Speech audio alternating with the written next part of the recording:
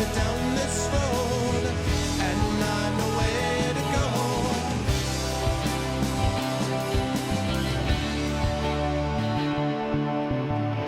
To find my travels Defining those travels as you can once again. What's going on, everyone?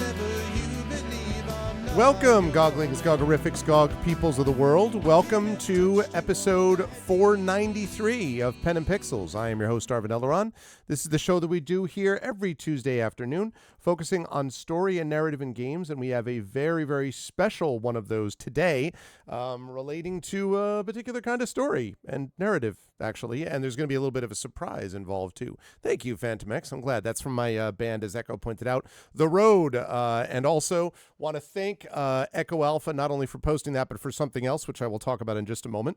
But before I get there, just a couple of reminders about ways to support us on GogCom's Twitch channel. If you haven't done so already, please follow us here on this channel. Please consider subscribing to us here on this channel, and consider clicking through to our own channels, because we have our own Patreons and subsystems and stuff like that, if that is of interest to you as well. I will be with you folks today until 7 p.m. Eastern. I can't go any later. I know that technically this is starting earlier for the European folks who have dropped back an hour already. We will catch up with that coming up soon here in North America, but I can't go, unfortunately, until like 8 or something like that, because I've got stuff that I've got to get done here today before my evening stream on my channel. Thank you, Conky Wonky, I appreciate it. But welcome, everybody, to this. I will be here, and then we'll be giving way to Kilgore Trout, who will be playing some more Dragon Age Origins today. But last week, we finished up with Expeditions Rome, and so this had been suggested to me, actually, by our fearless leader on GogCom's stream team, Pyron Jade, and she said, why don't you think about doing this? And I was like, Yeah, it would. I know it would normally do that. I just can't, unfortunately, Echo today, though. I have to end at 7 p.m. my time, because I have stuff that I've got to get done with family in between. So unfortunately, I cannot go till 8. I wish I could, but I cannot. But I did want to mention that this Neverwinter Nights 2, she said, don't you have this thing which is connected with your work? And I do. So let me turn on that, and let me do that. There we go. Hi, everyone. Good to see you all. So, yes, let me explain a little bit about what's going on with this. Neverwinter Nights 2 complete. I have already played, and I played Mask of the Betrayer, and I played Storm of Zahir, and I played a whole bunch of other things with the Neverwinter Nights, both 1 and 2, and I've done so on here. But what I have never actually streamed is the module that was done for this book. Now, some of you may know, if you've been watching this for a while, you will know, and actually, just before I get started with this, I will come back to Echo in just a second, because Echo is very important in getting this running today. So this is The Third Sign. This is my first published novel, which came out in 2009. And I have proof, because I have framed my first ever check that I got for my writing. So you can see that is January 4th, 2008, which is when I actually signed the contract. It didn't come out until the next year, 2009. I got a $1,000 advance. It was The Third Sign, and that right there was signed by Martin Greenberg. Now, at the time, Martin Greenberg was running a thing called Techno Books. They were the people that acquired books for 5 Star Press, which was an imprint of Gail Cengage. 5 Star still exists, but it doesn't do fantasy anymore. But Martin Greenberg was kind of a legend in the industry. He worked with people like Isaac Asimov and a whole bunch of other people. He passed away, sadly, some years ago. But at the time, he was around, and he was the one who actually signed my first check. And the person who acquired that novel was my good friend John Helfers, who now plays Eberron with me on my channel. John is now the line editor for novels for the Shadowrun and Battletech novels in Catalyst Game Studios. Yeah, I know, right? It's the scribble signature. So, but The Third Sign was my first published novel. Now, since that time, I have had a number of other things published. I have about 10 short stories that have been published, and I have had another 4 counting Icarus, my graphic novel, another 4 novels published, including Grey Shade, Renegade, and Heretic, the Grey Assassin trilogy, which finished up with Heretic last year from Athos Art. So I have a total, counting The Third Sign, of 5 novels, over 10 short stories. I also have an academic book in 2 editions as well. I've got other stuff out there author, so we'll see. Yes, we have to find out more about that. But there is a little bit of a secondary issue to this. So this is The Third Sign. This was my first published novel. Now, it came out 16 years ago. I would like to think that in the last 16 years, I have improved as a writer because I've been working on my craft all that time. And so looking back over it, if you were to look at the book, you'd probably find some things that you're like, okay, this is a little bit more towards the beginning of R's career. But I am very pleased with, having said all that, it was an epic fantasy. It was kind of an homage to some of the stuff that got me interested in fantasy when I was younger. And technically, this is book 1 of what's called the Chronicles of Clune. There are book 2 and 3 that I have plans for. The second book, in case you're interested, is called The Tainted King. And there are other thoughts that I would like to consider about books down the line. However, at the moment, I am in the midst of doing a bunch of other manuscripts in progress. I have other things on submission and so on.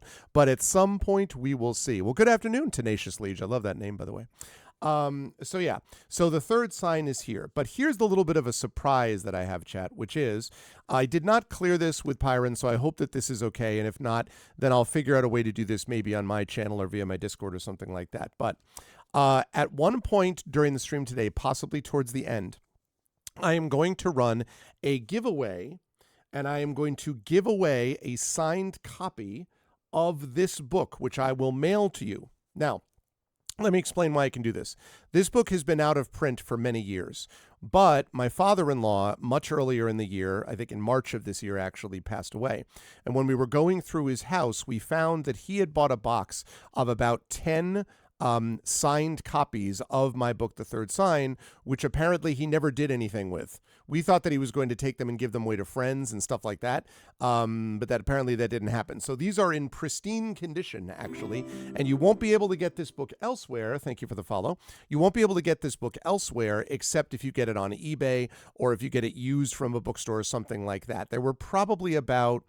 It was a smaller imprint that did it, so I don't know, maybe 600 to 700. I mean, they basically earned out, so it was, something like 600 to 700 copies maybe that were printed, something like that, maybe a little more. And so he ended up buying some of these, and so I have some left over. I have another 8 or 9 or so. I will probably sell a few. I will keep a couple for giveaways and things like that. But I do have this one that I'm going to give away today during our playthrough of this game. Because you may be saying to yourself, why are you telling us all about your writing? Well, I had the chance back in 2009 to run into a person whose name was Alex Hugon, Hugon. And if you were to look up Alex Hugon, you would find his name under Ossian Studios. Ossian Studios is the third-party company that did Mysteries of Westgate, and they did a couple of other third-party modules for Neverwinter Nights 2, and they might have also done some stuff for Neverwinter Nights 1, I'm not sure. But anyway, Alex and I connected and ended up sort of speaking to each other about this idea. And so Alex ended up making and I don't remember actually how long the playthrough is because it's been so many years since I've done it, of The Third Sign. So what we're going to be doing today is we're going to be playing through The Third Sign for the first time on stream. I don't believe I have ever streamed this. I've streamed Neverwinter Nights 2, and I've obviously read from my own work, but I don't think I've ever actually streamed The Third Sign, the module done of my thing. It's an official module that showed up that you can get from the vault and all that stuff to install on Neverwinter Nights 2, which is very cool.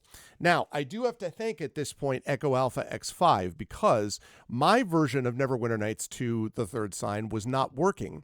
And I could not get it to work, and I also was not able to find it online. I couldn't find where I had put the original sort of like zipped copy that I was supposed to use. But fortunately, Echo came to the rescue because he had it on his Google Drive, having played it himself. And so I was able to get a copy from him and play it. So Echo, thank you, thank you, thank you. I appreciate it very much. So much love and respect to Echo for making this possible, because otherwise this wouldn't have happened, at least not right now, because it would have taken me a while to track down the module. So I'm sure I have it somewhere. I just don't know where. I've been looking since last night to try to track it down, and I couldn't. And all of that. And yeah, I mean, I could probably... Do you not have a copy from me already, Echo? Is that true?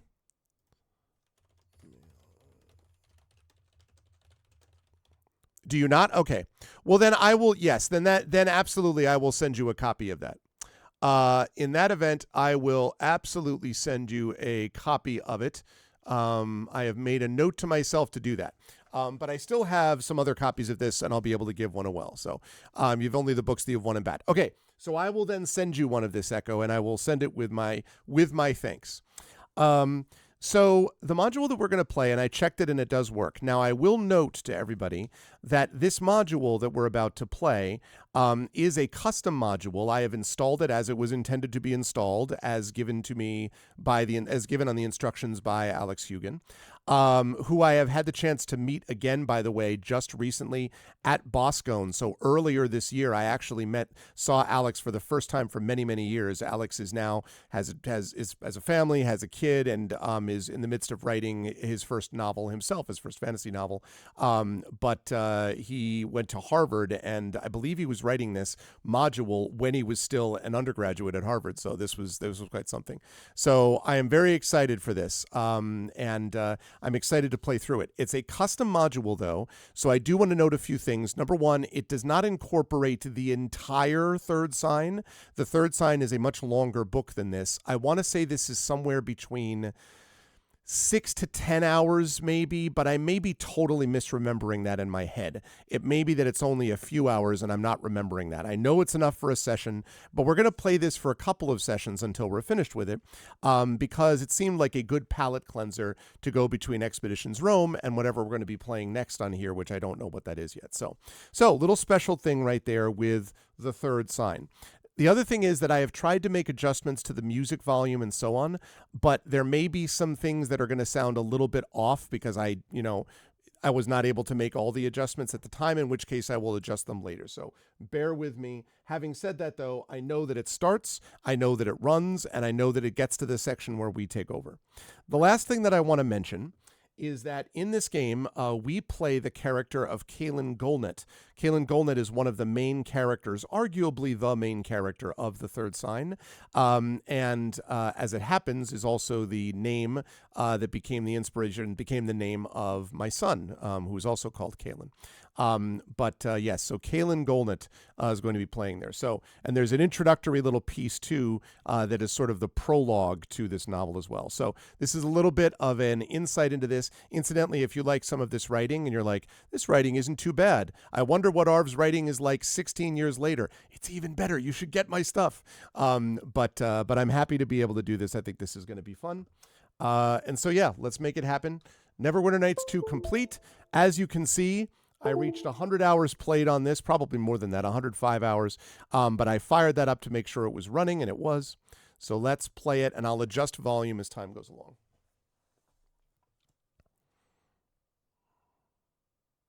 Also, this has custom music files. Obsidian, Hasbro, NVIDIA. Okay. New game, new campaign, the third sign. There we go. You must use the provided Kalen Golnet character. Okay. Select character. Kalen Golnet.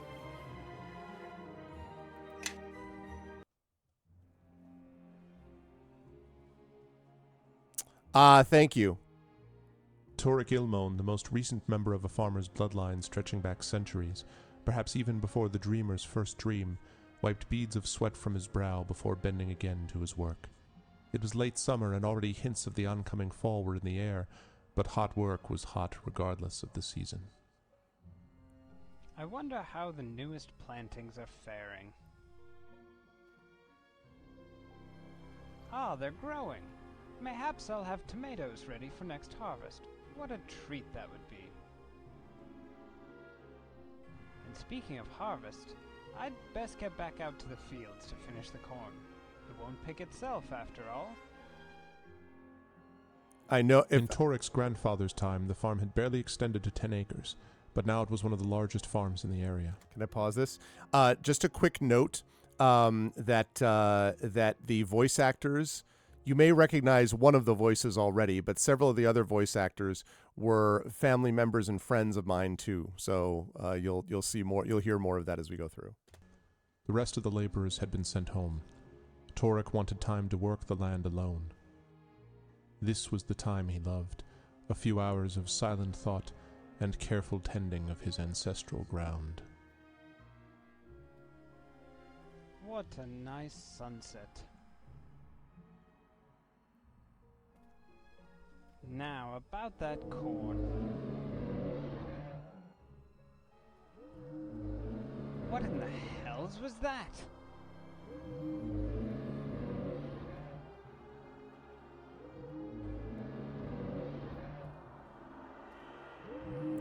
How's the sound, chat? Strange. Where are all the birds? I'd best go warn the neighbors. Something ain't right here. Okay, thanks, Tanisha.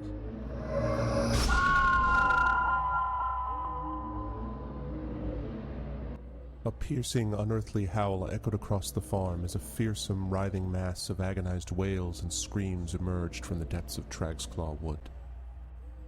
The soul wall ravaged north, and there had never been any sound more horrible than that of its passing, now joined by one more unreasoning, hideously distorted shout of agony, as if ripped from the lungs of a still living man.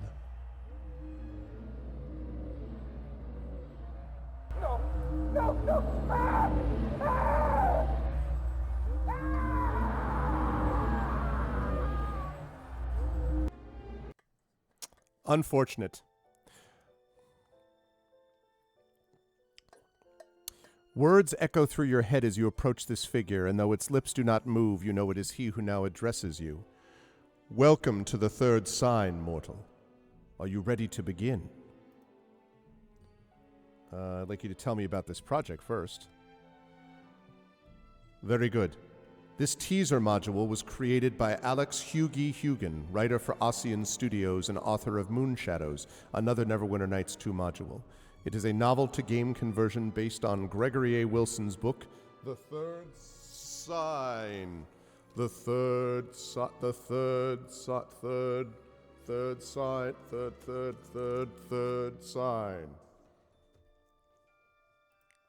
Oh, shoot. The Third Sign novel is due out in June of 2009, available from 5 Star Press on Amazon.com or your local bookstore. This game was made in order to promote the novel. Alex and Greg hope that this small taste of Clune inspires you to purchase the book. As a novel-to-game conversion, you may find part of this adventure very linear. You are expected to play as Kaelin Golnut, the story's protagonist. It is more of an interactive novel than a role-playing game, though some opportunities for limited non-linearity have been included. Alex and Greg were fortunate to be aided by community members Indira Lightfoot and Wirren Dinjargo in the creation of this module, and wish to thank them for their help, and you for downloading and playing. Now it is time for the adventure to begin. Proceed to the left and immerse yourself in the light. Farewell for now. All right, there we are.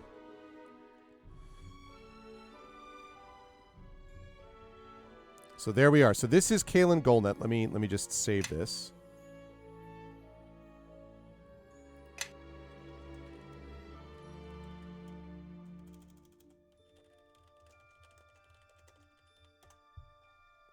Okay, Arvon, sure.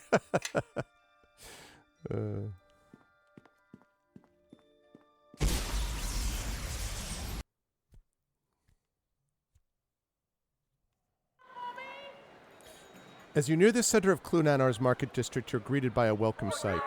Crowds of people from all walks of life mill about in the city's narrow streets, browsing the stalls assembled by merchants keen to capitalize on the many visitors inevitably drawn to the city by the Feast of Accession. The Feast of Accession, an annual tradition which breathes life into the entirety of Clun Anor, is held in commemoration of Clun's independence. 10 years ago, the adventuring troop known as the Covenant defeated the dark, oppressive forces that had enslaved Clun's people up to that point. Patriotism is all well and good, but for you, the Feast of Accession is more about golden opportunities than remembering heroes of old. Times have been tough for your family, and your father, while a brilliant scholar of some renown, has proved woefully unable to provide for you and your sister, Marla. Your father spends his days with his nose buried in the countless tomes that comprise his personal collection. He knows nothing but books and scrolls. Marla has her own responsibilities. You've decided to take matters into your own hands. Your family must be fed. The fruit merchant Ursek is a sell thief notorious for overcharging anyone naive enough to pay his asking prices. Stealing from a fair merchant is bad business, but to rob from fat old Ursek is only justice. Normally, Ursek is prohibitively difficult to steal from, but with today's crowds to keep him occupied, you shouldn't have any trouble making off with a healthy supply of fruit undetected. Until the opportunity presents itself, of course, there's the rest of the district to explore. There's always plenty going on during the Feast of Accession. So here we are in Clun Anor. Now, the way that this works is that Clun is the nation, and there are many cities in there. There is Clun Anor, there is Clun Ilar, there are other cities that are there. And so our continuing...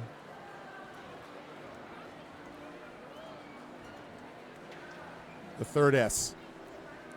And so, yes, so here we are. Shoot, I need to remember how to highlight things. All right, let's see what we got. Let's talk to the guardsman. Yes? Nothing. That sounds a little loud. Let me drop that down.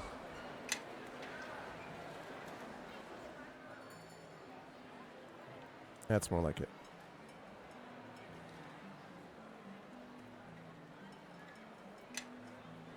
Okay. Here we go. Accept. Resume game. All right, Agrius. This heavy-set man wears rich red robes with gold embroidering. He peers down his crooked nose at you, his beady black eyes narrowed with suspicion. But we're not going to do anything about that because I still want to fix more of the sound.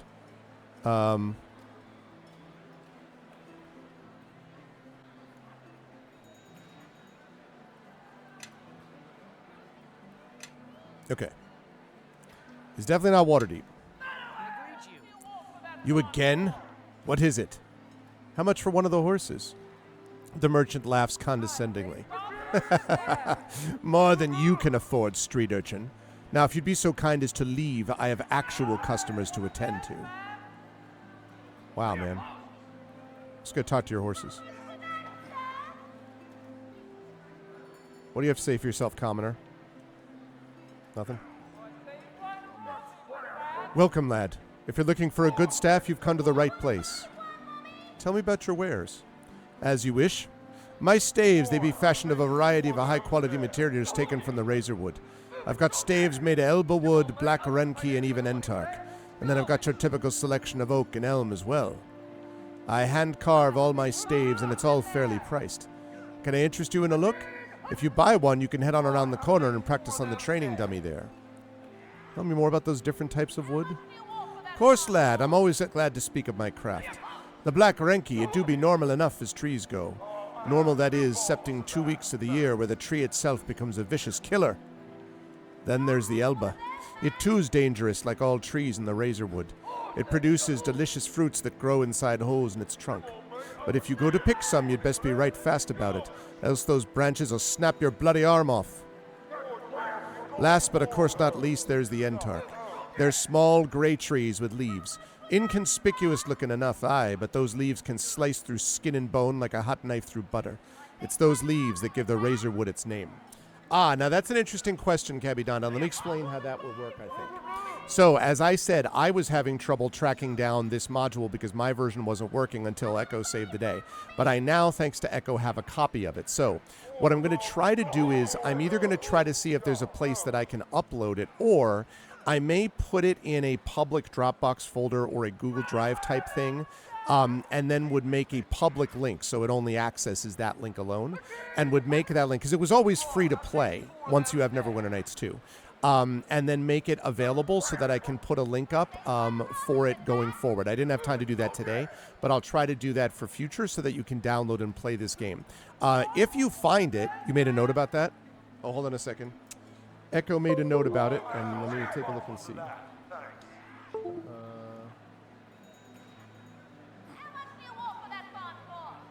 Yeah, download button on my website. That's a good call. I might do that too. I'll see about that, but I will make it. That's a good possibility, Echo.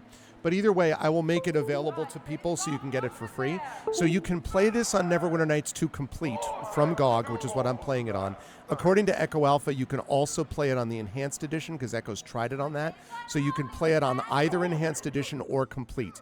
You do need to have Storm of Zahir and Mask of the Betrayer installed, which this Complete has. Also, when you get it, it's about a 50 megabyte download, so it's not a very big download. You have to unzip it, and then there is an install. There's a README doc. If you open up the README doc, it's like you basically have to put the mod folder, the mod file in the modules folder, the campaign folder in the campaigns folder, the music in the music folder. Like, it's all really simple and straightforward, but you do have to do that. It takes about maybe a minute at the beginning when you first do it. So there's the deal. Yes, the 509 Neverwinter 2. So the thing about that, Tenacious Liege, is I think it used to be up on Nexus Mods. I don't know whether it is now. I couldn't find it when I was looking for it. So I will try to figure out a way to make it more available to people as we go through. I can say that if you're interested in my work, I'm going to be giving away a copy of the novel that this is based on, as I said, later in the stream today. And also, I will have a few more of those available to sell directly. If you want to contact me, I will be able to sell them to you, and we could work out shipping costs and stuff like that. And also, I am a fantasy author, and so I've written a number of things, including, as Prince Justin noted, my critically acclaimed Grey Assassin trilogy, the last of which just finished up last year with Heretic. So this is kind of a look back into the past on how it all got started for me creatively with my first published novel. So that's the deal. Okay. Small gray trees with leaves and conspicuous. Yes, I did that. Would you like to see my wares then? All right. All right, let's see what we got. Ah, he's got all this stuff. So the problem is, look at all this awesome stuff. We got an Elba staff. 1d6 plus 1 versus chaotic. We've got an Enturk staff. Slashing 1 damage bonus. And we've got massive criticals 1d4 for the Black Renki staff. This is all awesome. The problem, I have 0 gold. So I'm going to have to do that based upon once I get some gold, which I don't have yet.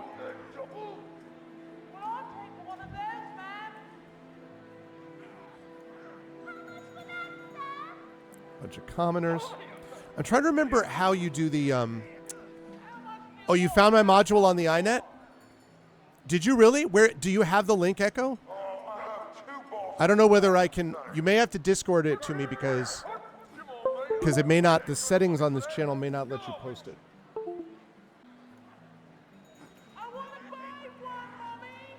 Ah, that's where it was. Okay. Thanks, Echo. Thank you very much. There's the link.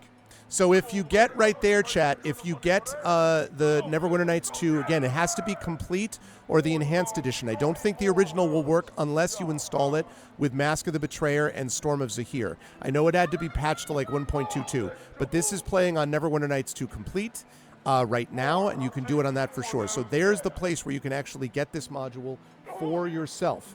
Neverwinter Nights 2 is not free. That is available right now via GOG, but the Neverwinter Nights 2 module part of it is free. And while I'm on that subject, yeah, I know. Thanks, Echo. I appreciate it. Is Moobot not?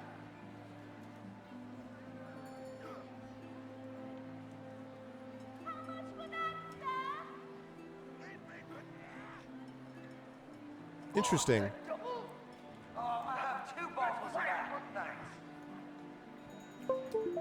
I adjusted, hold on a second. I adjusted the game command.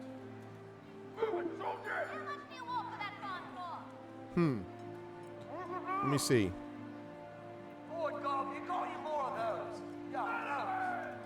Hang on just a second. Did I press enter? Yeah, no, it's there. Oh, they turned, for some reason it was turned off previously. Okay, now it should be working. There we go. So that is where you can actually get the thing itself. It is currently available, Neverwinter Nights 2 Complete, for $19.99, which is a very good price. For this game, you can get a lot of hours out of it, even beyond my own. So, okay, right. I'm trying to remember, hey Mar, does anyone remember the highlight, like what highlights things in Neverwinter Nights 2? Expeditions Rome, it was like left alt or something. Right, I'll take 4 of those there. I don't think it's tab. It's Z, I got it. It's Z.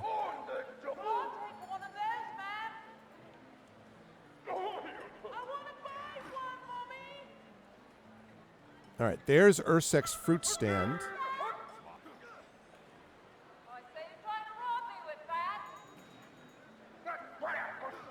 Come on, mate. I wouldn't pay that kind of money for that. It's garbage. Move it, soldier. I have 2 bottles of that. Thanks.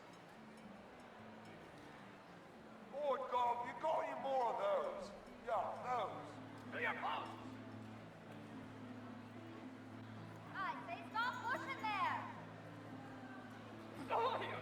Okay, there's the alleyway. I have 2 bottles of that. Thanks.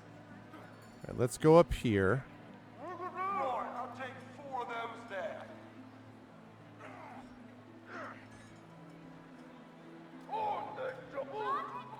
Rubetha. Gods, where is he? The woman looks about frantically. She has obviously misplaced something. As you draw near, she squints at you. Pork chop? I beg your pardon? Oh dear, I'm ever so sorry. I mistook you for my missing seeing eye pig.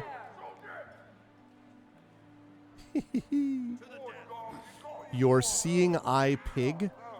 It's just this, dear. My eyes, they aren't quite what they once were. In fact, I'm what you might call blind as a bat. The healers, they tell me that a spellcrafter could fix my vision, but I don't trust their magic. Jesus, come on, Neverwinter Nights 2 engine, down in front. Still, I could hardly continue to survive unable to see. So I acquired Pork Chop, an extremely intelligent and gifted pig. He goes everywhere with me and warns me if I'm going to run into a wall or walk off a cliff. But now he's gone. He was with me one moment, oinking happily as he always does, and then he vanished. Man, that's tough. It's really up to me to save your bacon, I guess. I can hardly function without my dear Pork Chop. I mean, I mistook you for a pig. I need him to avoid tripping into public fountains or impaling myself on sharp fences. I think it's probably fine. He just likes to ham it up. You know what I'm saying, chat? Please, dear, if you come across an extraordinarily talented pig that responds to the name Pork Chop, would you kindly return him to me? Yeah, I will do that, Echo. Of course. One of the additions is find your own damn pig. Thank you, dear. I'll be right here. Oh, and one other thing. Pork Chop is quite fond of garlic. You never know. You may need to lure him back. Side quest. Finding Pork Chop.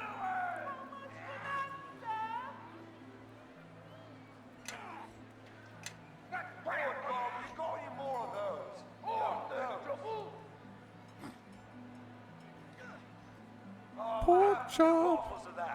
Oh, Pork Chop. Hamity, hamity, hamity, hamity. There's no need to be boring. Competitive prices, and I'll speak in rhymes if you ask me to. Ah, young master, welcome. Come to visit Benari, have you? I will not disappoint, I assure you. My charms are guaranteed to entertain. Where are you from? Benari is from far, far away. That is all the young master needs to know. That and his charms are lucky and available at a very fair price. Tell me about your charms. Ah, yes. Benari's charms are lucky, they are. Well, most of them are, at least. But they are all astounding and magical and yours for a low, low, low price. They're magical? Yes, Benari's charms are magical. Not magic like the foolish tricks practiced by the spellcrafters. No. Benari's charms are real magic. Gladly. Benari has charms that can impress your friends. Benari has charms that will distract your enemies. And most popular of all, Benari has charms that will protect you when you sleep, warding your dreams from evil spirits. Benari's done talking. It's your turn to look and buy now. Elixir of Sight. When asked about the contents of this flask, Benari will say only that he who drinks from this bottle will be able to see what cannot be seen. He added that it was available at a very fair price. True seeing, single use. 500 gold. The drink of this potion will immediately appear more attractive to all in the general vicinity. The merchant Benari claims that rubbing this lucky ring will impart some intangible benefit upon its owner. Oh, garlic! Yeah! I just need to get some gold and I can get the garlic. Right, I'll take 4 of those now. Color spray. And moss of healing. Alright, this is all great, but I don't have any money yet. You got any more of those? Yeah, I have 2 bottles of that. Thanks.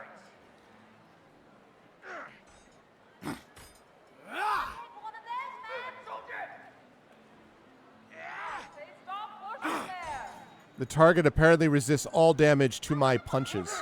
Apparently I am not Bruce Lee. Excuse me, sir.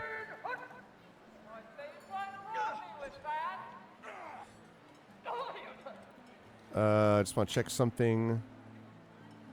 Key mapping. What is,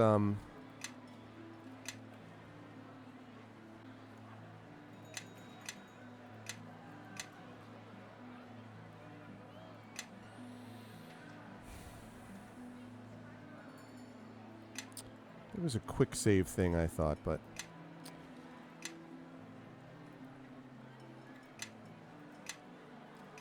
Okay. Yeah, I know. Well, you know, it takes a while to learn these lessons sometimes, you know.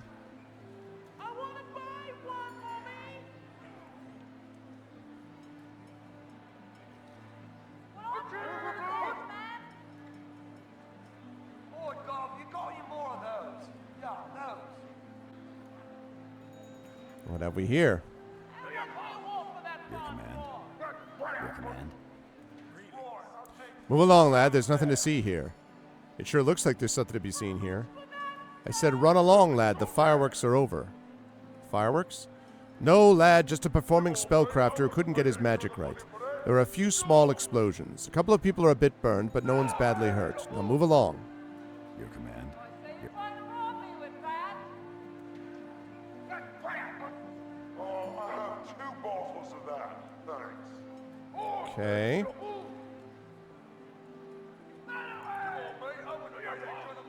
Can't go any further that way. Right, I'll take 4 of those. Can I? Oh, I have 2 bottles of that. Thanks. Okay. The stash a sword, bow, and an axe in your pants. It's true. All right, let's go get some money from Ursek. Got to steal some fruit from Ursek, the fruit merchant.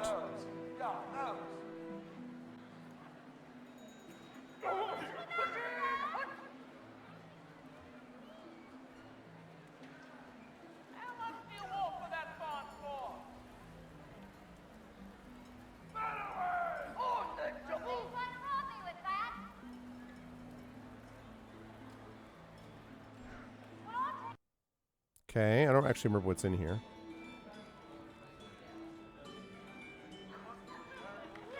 Drunken lout. I'm not drunk, I'm a unicorn. Charming.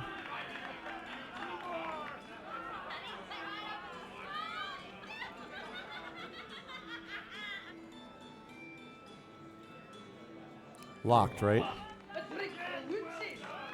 Can I unlock it? I am a roguish character. Specific key is required. Okay.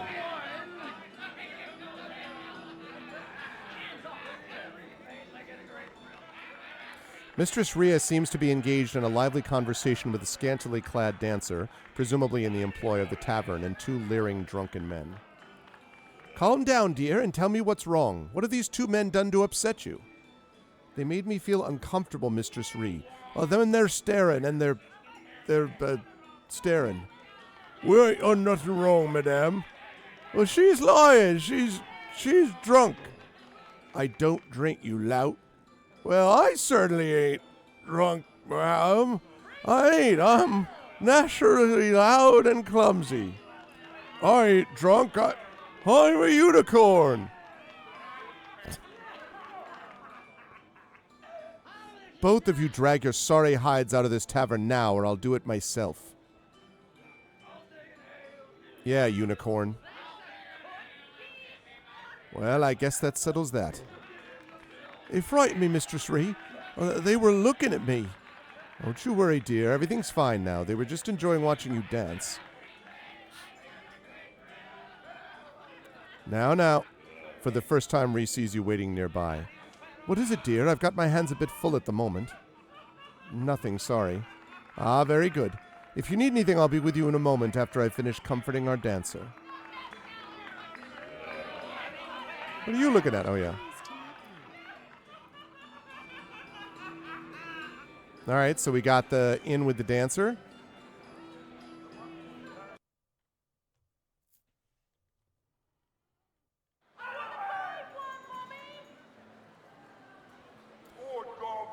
Okay, now we're going to go to Ursek.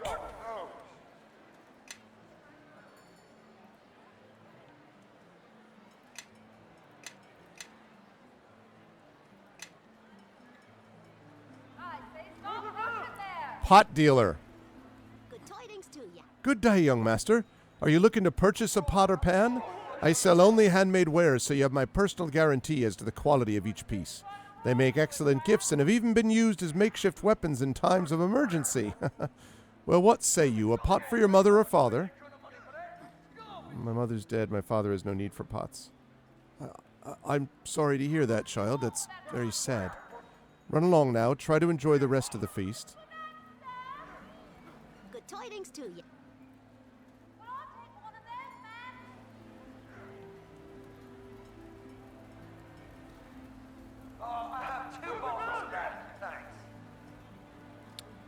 Ah, there's Ursek. Okay, now.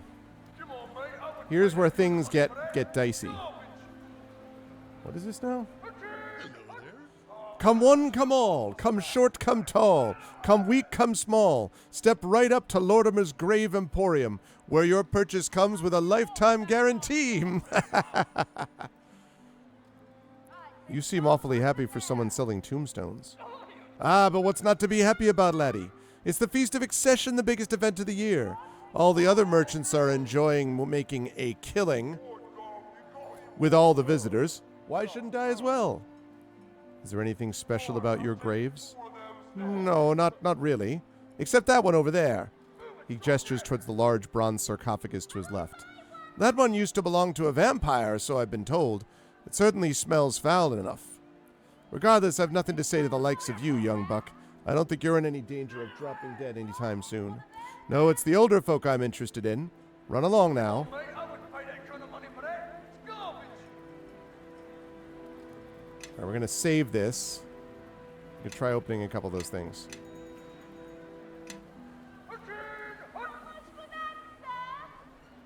Ah, we got garlic.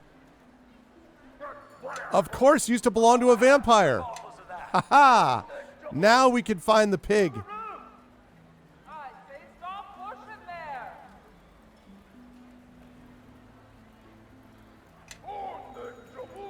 We got our. It's time to go find pork chop.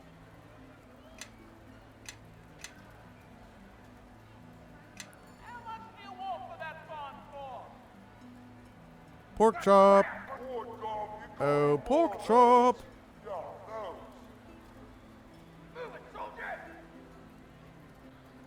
Right, I'll take 4 of those there. I want to buy one. Garlic vampire pig is all coming together. Exactly. Say you're trying to rob me with that. How much do you want for that bond for?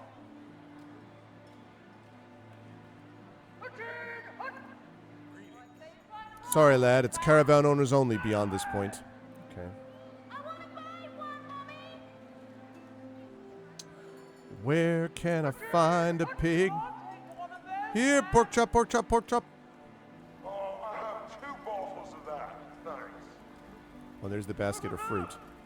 Before I steal it, Oh, Dad, you got any more of those? I want to find pork chop. I say stop Pork chop, pork chop. chop, pork chop, pork chop. Right, I'll take 4 of those there. Hey, your post! Come on, mate. I wouldn't pay that kind of money for that. It's garbage. Oh, I have 2 bottles of that. This red-faced man is drenched with sweat. Between attempts to appease the crowd before him, he mops furiously at his brow with anything he can get his hands on. His eyes widen in relief as they fall upon you, and he beckons frantically for you to approach. Oi, lad over here. You up for making some easy coin? It depends. A simple lad. I'm out of my special ale. Run along inside the tavern and tell Rhea that I need more ale out here and fast. I just poured out the last tankard worth I've had, and if these people don't get their alcohol, I don't know what they'll do. Nor do I be wanting to find out. I'm on it. Hurry. Okay. Okay, we need to go get from the tavern.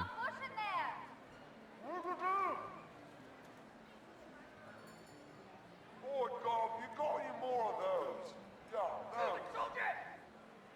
I want to buy one, Mommy.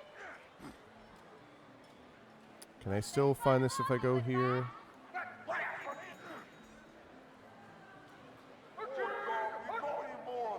Okay. Still looking for pork chop. Let me know if you folks see a pig. Oh, I have 2 bottles of that. Thanks. I say stop pushing there. Right, I'll take 4 of those there.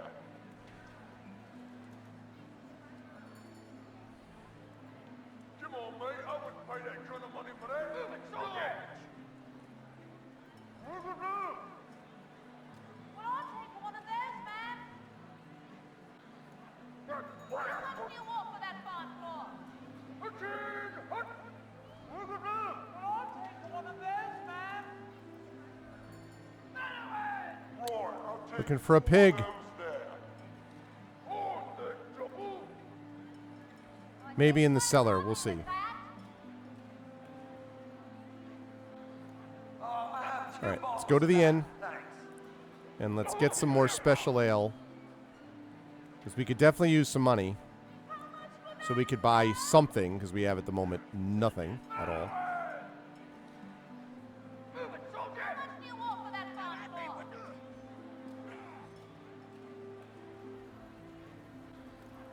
Oh, God, you got any more of those?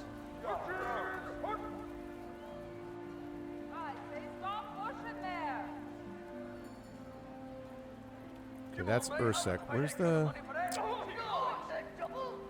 That's it right there. Right there. I want to buy one, Mommy.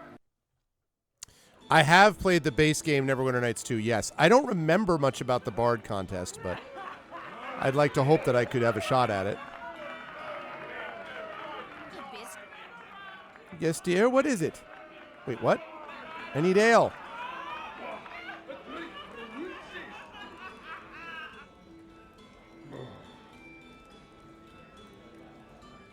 Talk to Rhea inside the tavern.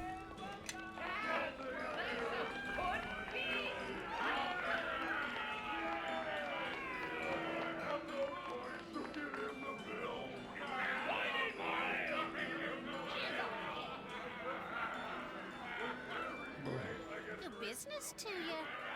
Maybe I have to take care of, like, making the dancer feel better somehow.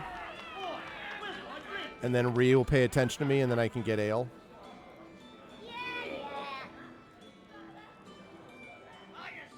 Or maybe it'll let me into the cellar door. Probably not. Yeah, you still need a special key. All right. Well, let's go take care of the Ursek situation then. And or pork chop.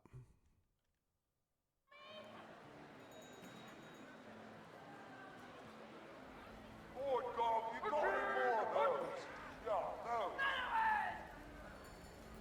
I say stop pushing there. Right, I'll take 4 of those there. Oh, the double. I say you can't wrong with that. Good tidings to you. He's so brave. so cold. Okay. Oop, I think I went the wrong way. I did go the wrong way. Sorry.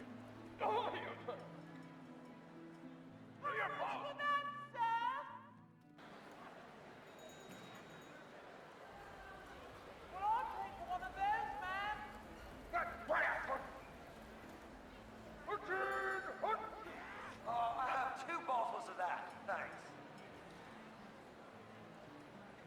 I say you're trying to rob me with that. Right, I'll take 4 of The hell those is... there. Where is Ursek's fruit stand? Oh, man. I did go the right way. I just went to the... Didn't go far enough. So you need to steal something from Ursek. Times are tough for my family, and when that happens, it means it's stealing time in D&D world. Move it, soldier! Come on, mate, I wouldn't pay that kind of money for that. It's garbage. I want to buy one, Mommy. Let me save it. Okay.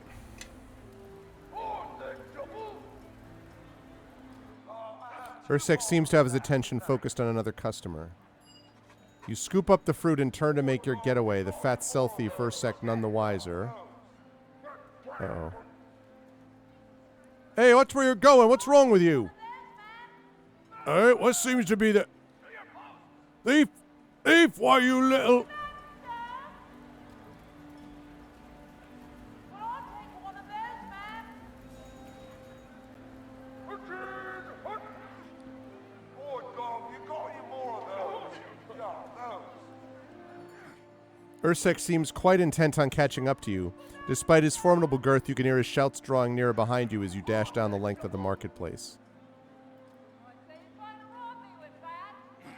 Suddenly you hear a familiar voice calling out to you from a nearby alleyway. It's barely audible over the din of Ursek's shouts, but you turn to see your older sister, Marla, beckoning frantically for you to join her in the alley's shadows. How much do you want for that fun for? I say stop pushing there.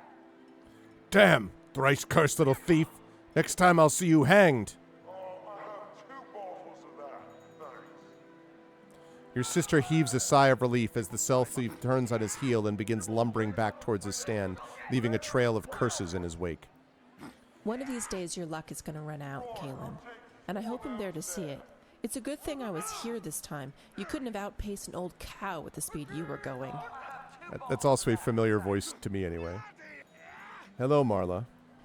Oh, sure. Act all calm and composed, will you? That old cell thief would have caught you before long, dear brother of mine, and then you would have been in quite a spot of trouble. Regardless, you seem to have escaped Ursek this time. I'm not so concerned about that, truth be told. What I am concerned about, Kalen, is why you were here, and, more importantly, why Ursek was chasing you. Marla regards you searchingly. After all, what could cause a man like Ursek to sprint down the street, screaming and cursing like a fool? He probably hasn't run that fast in 5 years, or 50 pounds for that matter. Either he accidentally bit into one of his own peppers, or something else got him excited. Perhaps you could kindly explain to me what happened? I mean, listen, sometimes merchants just do the thing. Sometimes, it doesn't. Okay. Maybe he saw someone who owed him money and decided to collect? While chasing you down the street, I guess? Or maybe he thought you were the one who owed him the money. What? I never. Look, I was just minding my own business. Ursek lost his mind and came after me. Small wonder when you had some of his own goods with you. Don't lie to me anymore, Kalen. You stole some of his fruit again, but this time you got unlucky and got caught. It's your own fault for trying to steal during the Feast of Accession, and it's also your fault for trying to steal again in the first place. Father told you you'd run into trouble doing it, and you know you shouldn't steal anyway. And at this point, I turn to the camera and I go, I dreamed a dream of times gone by. I have Jad Valjean's sister, all right? I'm wrongfully accused. I say stop pushing there. I'm just going to switch. I'm going to take off my I'm gonna take off my hoodie because it's too warm in this office. To the death.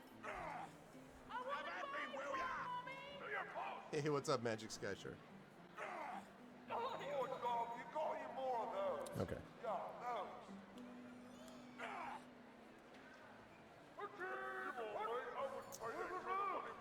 those. Alrighty. Let's see. But Ursek, Listen, Kaylin. I know we've fallen on rough times. Father has barely any students left now, and Uncle can't give us much more help without selling more silk than he's able to right now. They will die by... I know you were just trying to help with the apples and the lorpa fruit. I don't want us to go hungry any more than you do. But you must not steal, Kaylin. I don't want you to be thrown in prison, or worse. Father sent me to find you and bring you back home. It looks like things have settled down out there. If we're careful, we should be able to make it out of here without stirring up any further fuss. Come on, follow me. Move quickly and keep your eyes down.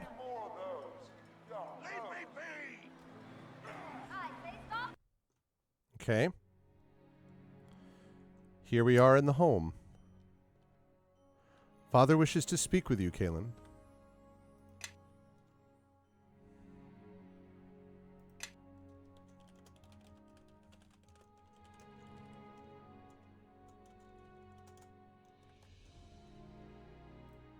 Okay. So now we get to meet his father. Father.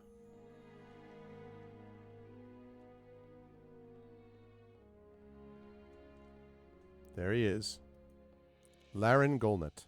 This is where your father, Laren Golnut, spends most of his days, in a small room on the first floor, where books compete with documents, quills, and inkwells for space, hunched over a venerable but simple wooden desk. Laren is a philosopher and scholar of some repute in the city and beyond.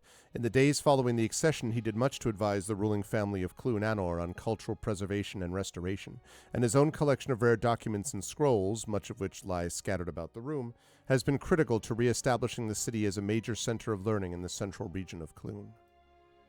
Laren stands, quill in hand, between several cluttered parchment-bearing desks, seemingly lost in thought and oblivious to your and Marla's presence. As you step nearer, he idly hums several bars from an old familiar melody. Laren pauses in his humming and glances over his shoulder. He smiles as he sees you both, but abruptly turns back to his parchment. The only greeting you receive is the scratching sound of quill on paper. After a moment, Laren raises the quill and gives it a slow wave in the air, accompanied by a single word. Wait. Almost a minute passes, during which time the only sound to be heard in the room is the scratching of thoughts being recorded. Finally, after what seems like an eternity to you, your father puts down his quill and with a satisfied sigh turns to face you and Marla. Excellent. I wondered if I would ever be able to reason that problem out. Now I can work on integrating it into the larger framework of the book. Did you know that the moment before a likely death, subjects often report the sight of a warm glow in front of them, as if at the end of a tunnel? It's particularly fascinating because it is reported to be exactly like the feeling the Vorlag warriors often have before administering the killing blow, which suggests that those who die and those who kill are more closely linked than we could have ever thought possible. If I could just reason out the connection, we could, well... Father, I've brought Kaylin as you asked. Father, I've done nothing wrong. I was down at the market, and Ursek was swindling a couple of outlanders, and so I thought... You thought you would steal some of his goods to right the balance, Kaylin? That you would decide who should be punished and who restored to wealth and property? How many times must I tell you that ours is not to pass judgment and mete out punishment to those we find wanting? Do you remember nothing of your lessons? Yes, Father, but If you really remembered your lessons, you would know that careful consideration and thought will always be viewed in a better light than speaking too quickly. And you would know that every action we take in this world, everyone, So funny because has I a know exactly who this consequence, voice whether actor is, of obvious course. or more hidden. Every action you take will affect the world in some way. This is the days before I knew professional So you voice must be actors. cautious, son. So And act with thought and logic, not righteous anger and passion. Reason, Kalen, reason will lead you to a clearer path. And even the evil and unworthy have their place in the pattern, Kalen. And something, or someone, other than us will decide that place. None of us know the full scope of the dreamer's dream of this world. Until we do, we dare not take actions that could disrupt it. You understand? oh yeah, he did a good job. This is my friend Story Clayton in that voice. Before playing Marla was actually my wife, and who was doing that voice. And then you might have heard the narrator voice might remind you of a certain person who streams on GOG on occasion. Yes, I understand. I understand that none of your philosophies or wisdom have helped put food on our table, Father, and none of your ideas and thoughts have given us a comfortable home. Marla puts a hand to her face in shock, and your father is visibly surprised by her outburst. All you ever tell me is how much I disappoint you, how I always fall short, how I act too quickly, how I don't understand my lessons or the pattern or the dreamer's dreams. But were it not for me, Father, yes, and Marla, we would all have starved months ago while you sat in this musty study and scribbled out your faded wisdom on yellowing parchment. Your father and sister both stare at you in disbelief. I'm just speaking the truth, all right? It's time to keep it real, Dad. You have no students and you have no money, Father. We have no food, our roof leaks, and you stay in here while the rest of your home collapses around you, writing more of your useless books. Marla takes a step towards you, tears brimming in her eyes. Kalen, what are you... None of your ideas have given us food or clothing or shelter, and none of them help save Mother either. With this last, a pained look crosses Laren's face, but you scarce have time to notice before Marla lifts her hand and gives you a swift backhand slap across the face, sending you staggering backwards. There's a moment of tense silence. You put a hand to your cheek, which is beginning to swell. I thought so. If I'm the one causing you trouble, I should be the one to leave. Fine. If you remember your need for money or food, tell Uncle. I'll see if I can forget my lessons long enough to get them for you. Damn, laying it out for his dad.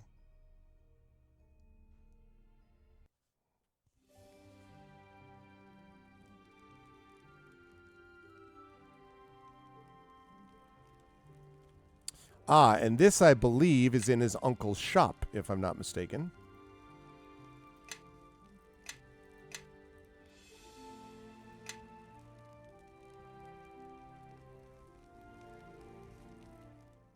As you enter the showroom of your uncle's silk shop, you find your uncle, Norel, deeply involved in a negotiation with a man dressed in a simple brown cloak and boots, leaning over some bolts of green silk.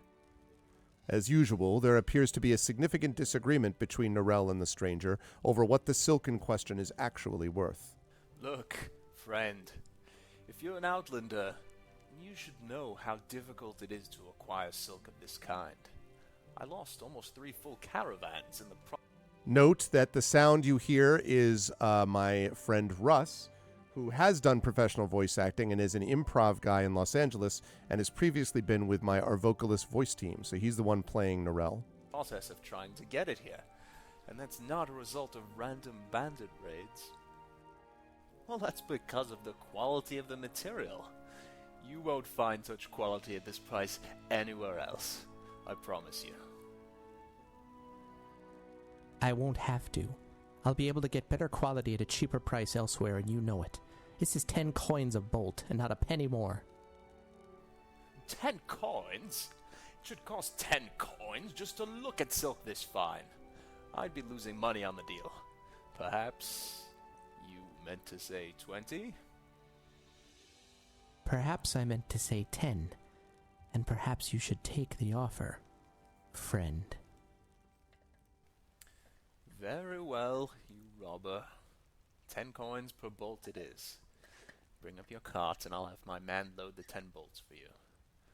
Cash up front, mind. The stranger grins unpleasantly and after handing over a small pouch of coins gives a cursory bow and leaves the shop.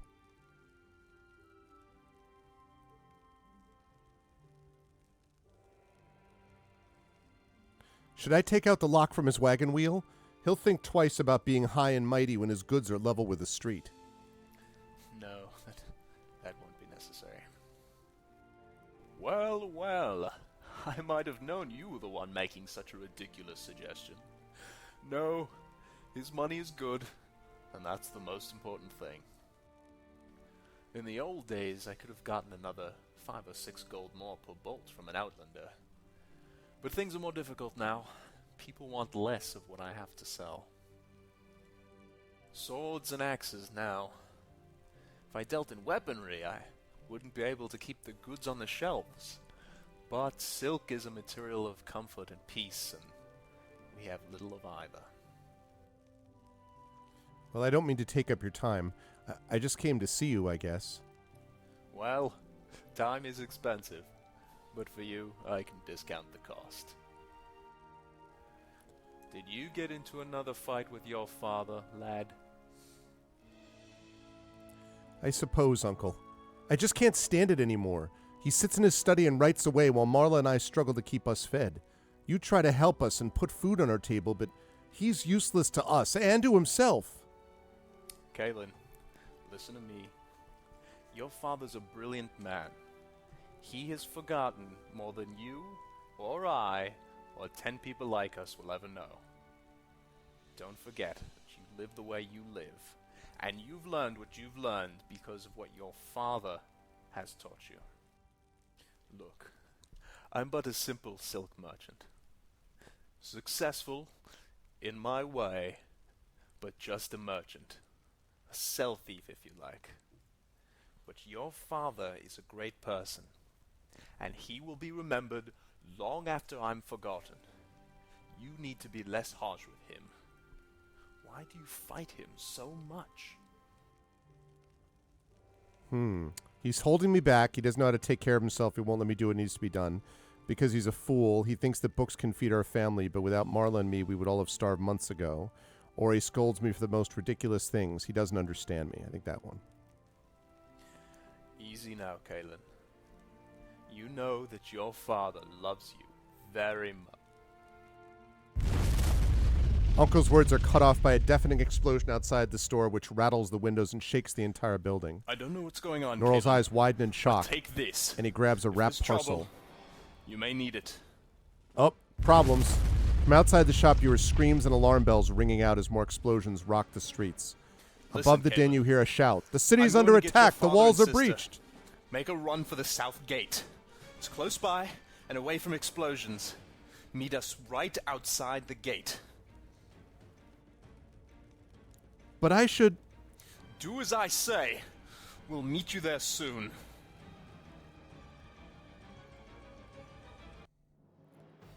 Yep.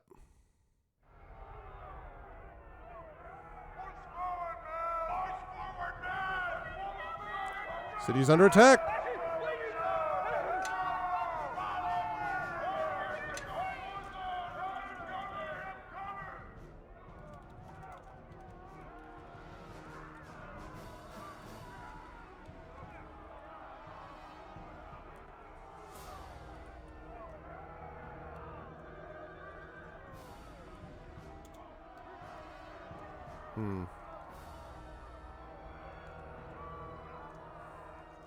Okay.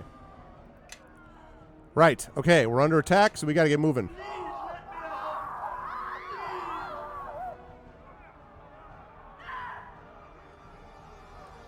Reporting for duty, sir.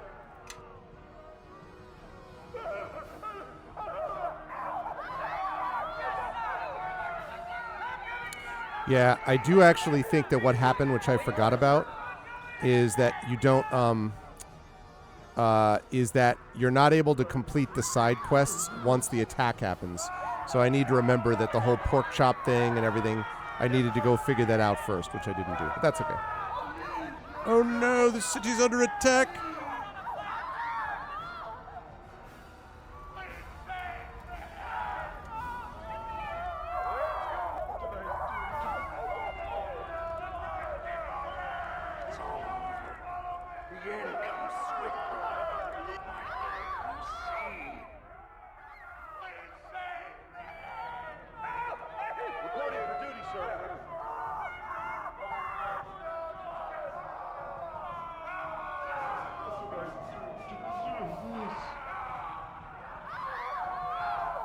Okay, gotta go out here.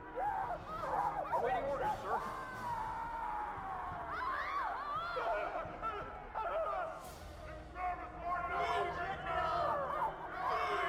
The gate! The gate! Open the gate!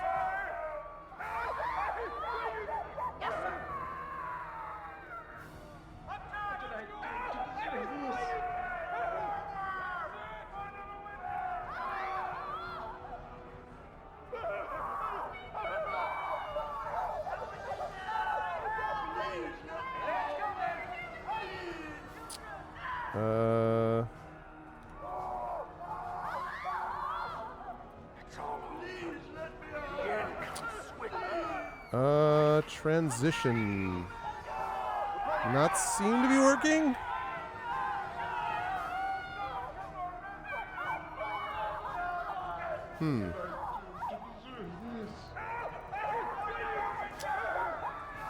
That's interesting. Well, we didn't have this issue before.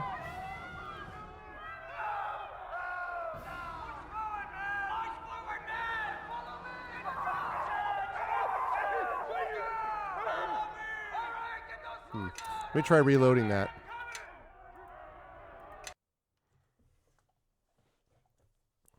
Let me try reloading the game because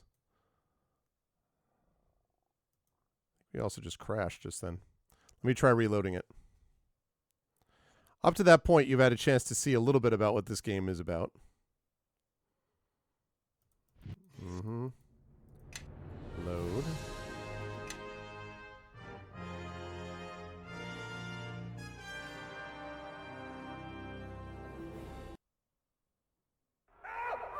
Okay.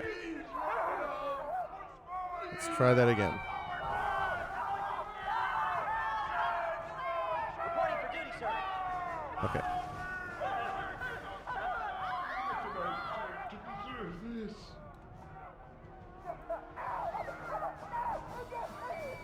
This seems to be working now.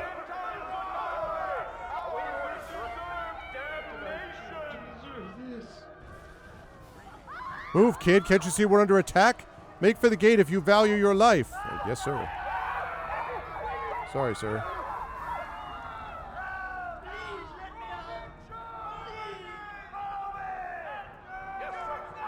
Can't actually do anything with that. Just go there.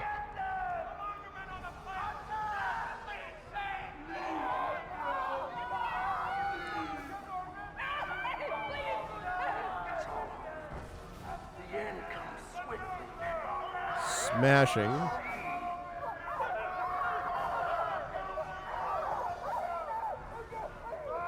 Explosions! Explosions! Escape all you can. Clunanor is lost. Just stay out of the way of the gate, boy. Leave the way clear for others who are evacuating. Okay, here we go. That's what I thought. So that, before it didn't load properly.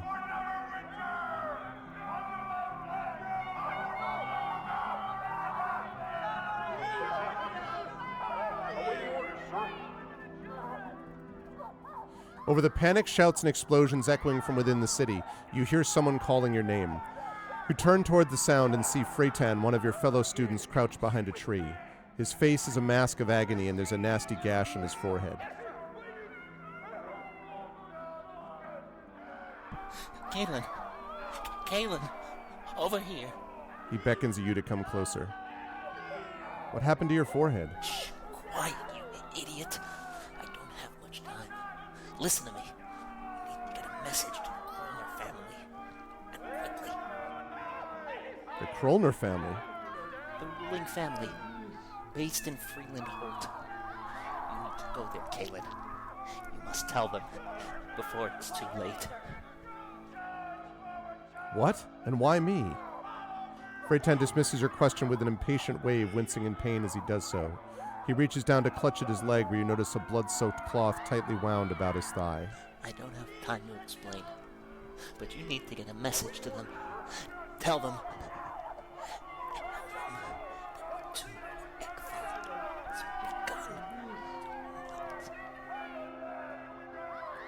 What are you talking about? center of Clunor.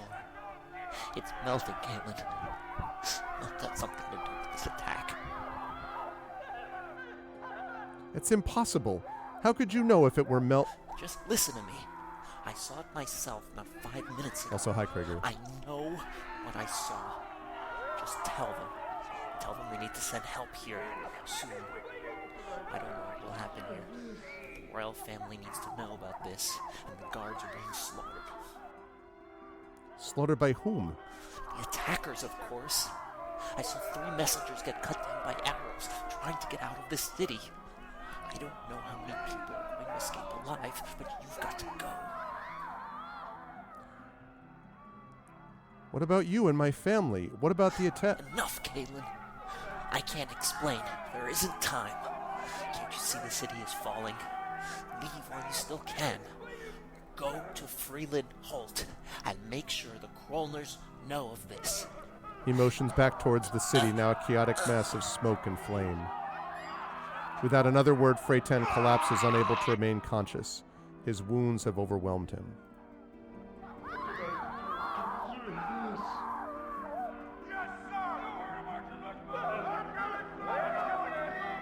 5 alignment towards evil. Why? What did I do?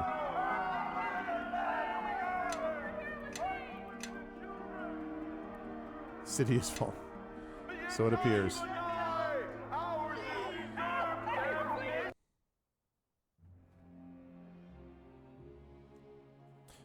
The air in these woods feels different.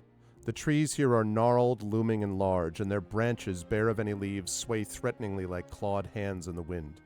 Unless you are sorely mistaken, this is the Razorwood. It is, you see now, aptly named. The ground beneath your feet is coated in a dense layer of dead leaves and spiny undergrowth. Bushes bearing thorny protrusions jut out from every direction, rendering the pathways ahead of you perilous to navigate.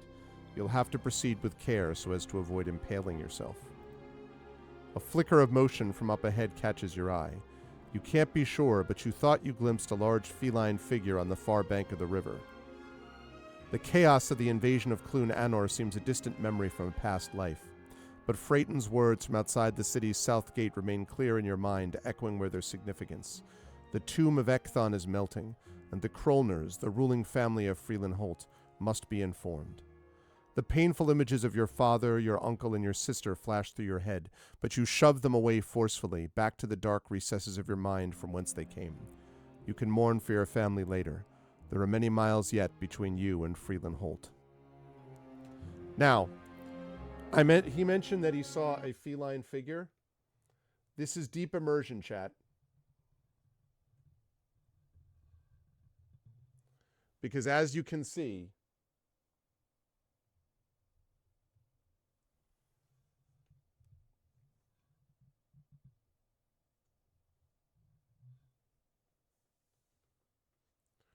we found the figure. There it is. We found the feline figure. It's right there. So I need to go, make sure.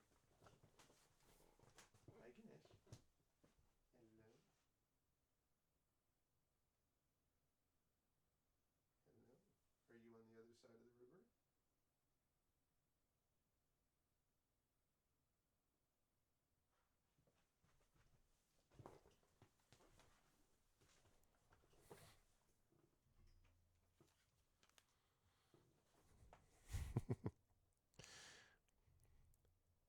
See, that's clearly the feline figure that we're talking about, right? Clearly.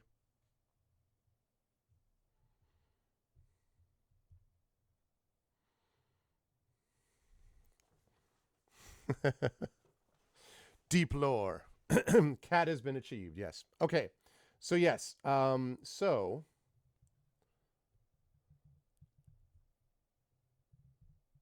okay. Here we are.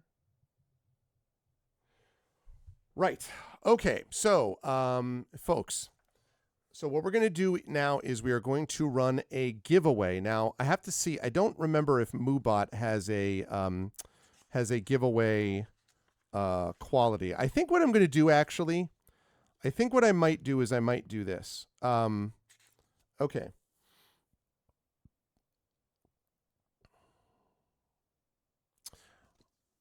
All right. So what I'm going to do is I will do a random giveaway. Let me see if Moobot can do that. I don't remember if Moobot is able to do it, but let's check.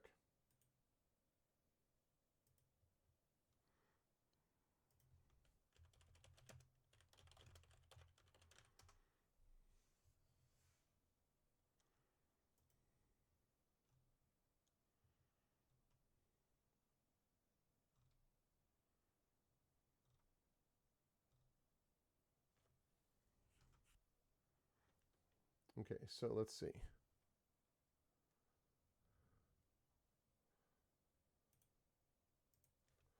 On my channel, I have my own separate thing available for this, but I do not hear. Okay.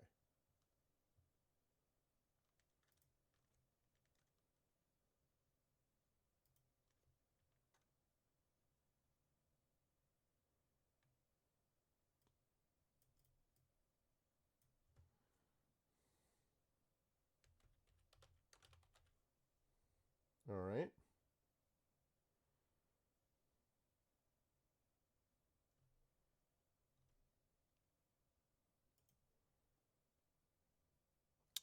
Okay. So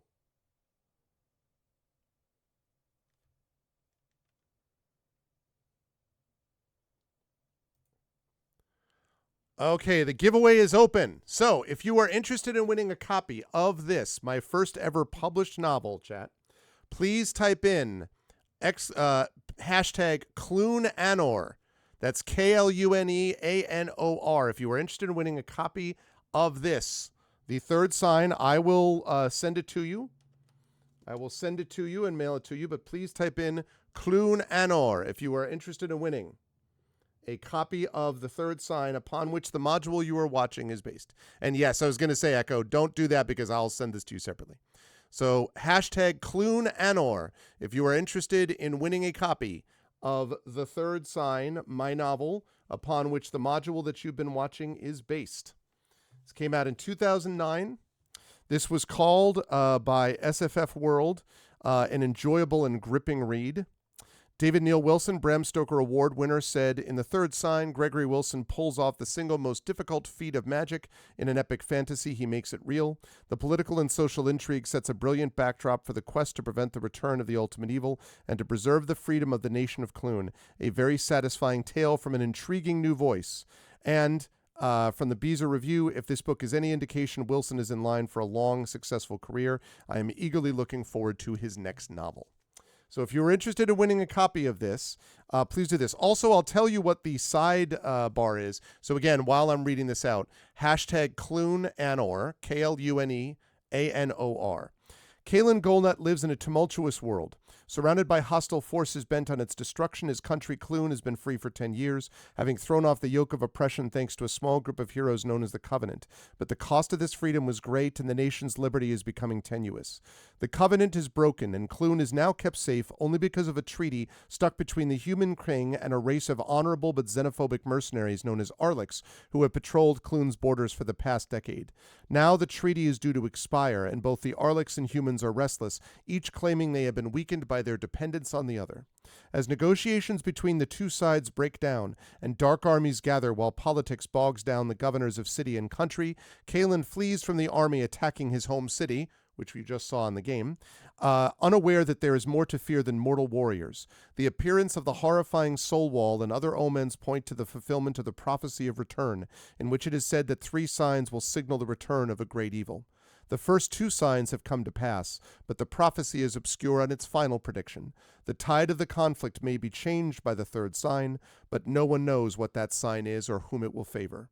The 3rd sign is an epic fantasy in the tradition of J.R.R. Tolkien and Robert Jordan, whose unique combination of suspense, mystery, political intrigue, and sword and sorcery will draw readers in as they search with the characters for the answer to the most important question: what is the 3rd sign? So that's it. That's the basic premise of the book. It is book 1 of the Chronicle of Clune. I will tell you that books 2 and 3 have not yet been written or published because this book was the last fantasy book that publisher ever produced. It went out of print a few years later when everything was sold out. And I happened to just have found an unopened box basically of 10 signed copies of this, one of which I am giving away today. I would love to at some point return to this universe. The second book of the Chronicle of Clune is called The Tainted King, and I'd like to, be able to continue this tale at some point, but at least at the beginning, this is the book, and it's kind of a walk down memory lane. I think it's solidly written. I think it's a good book. I'd like to think that I've improved in the last 16 years of writing, but I do think it's got some, I worked hard on it. I think it's got some value, and you can say that you saw the module being written as part of that. So, eventually, Echo, that is my plan, is at some point I might be able to approach a publisher. But the reality is I have a few series, one of which I'm working on right now. I just completed the first one, the Grey Assassin trilogy, that completed trilogy. But I have a couple of others that I am working on and have in various points of submission. So at some point, do I want to return to this? Yes, absolutely. All right, so we have 5 people entered. I'm going to wait. And I think actually I'll probably keep this running for a little while longer, actually.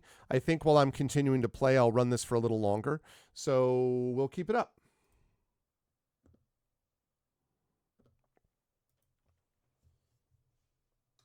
So yes, hashtag Clune Anor.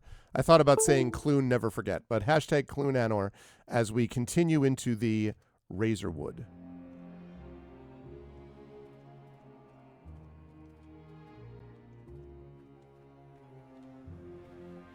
Oh no! Out! Run! Wolves! Up! Up!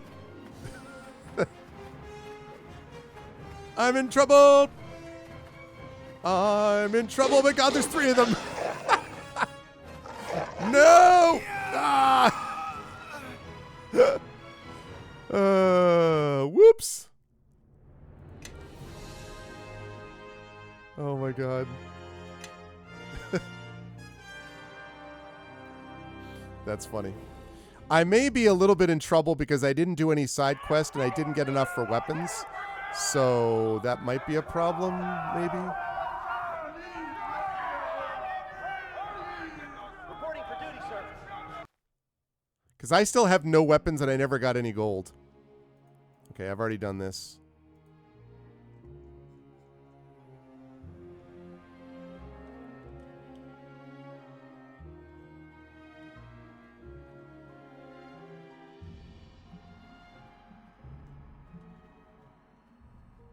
Someone damages me. What? Talking about? Who damages me?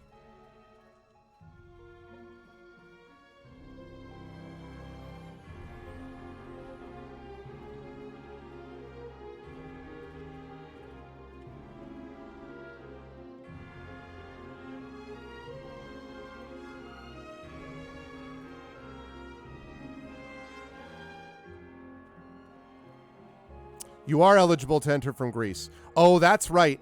I have to be careful because the leaves themselves, I should remember my own book. Razorwood is a land in which the leaves themselves are damaging. So you can't run too close to the leaves. I think I'm in big trouble without a weapon, to be honest with you. I completely forgot about that. Yes, you are eligible to enter from Greece, yes.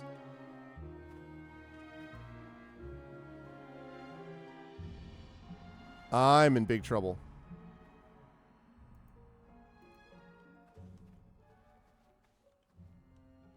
Yes, absolutely. Oh, God. I'm in trouble. I'm dead. Nope. Leave me alone, wolves.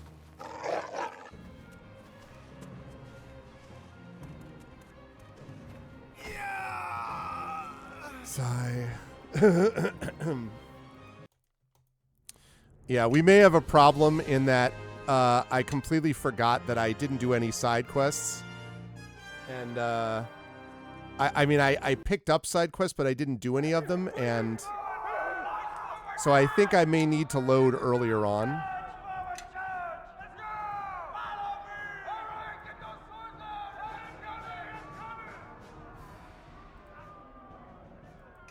I better do that.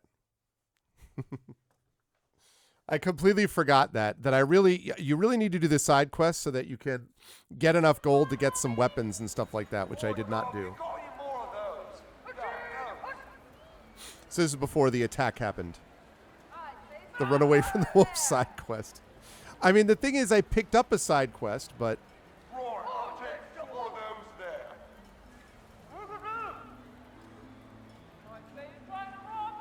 all right, let's see. So we've got Mervar talk to Rhea about getting more of this special ale. I was not able to figure out how to get that quest activated.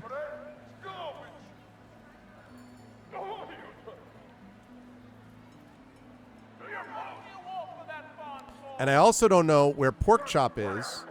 And Pork Chop is the one I'm supposed to find.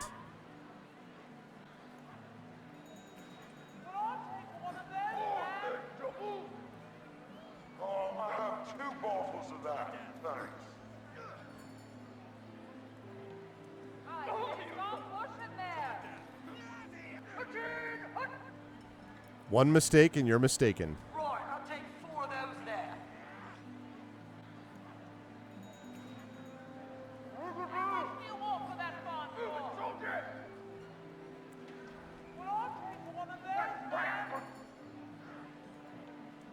Okay, so up here is where I picked up the Pork Chop quest, which is to find the woman's seeing eye pig.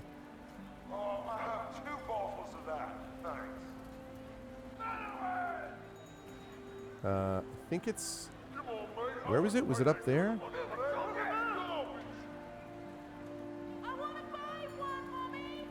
There's Ursek.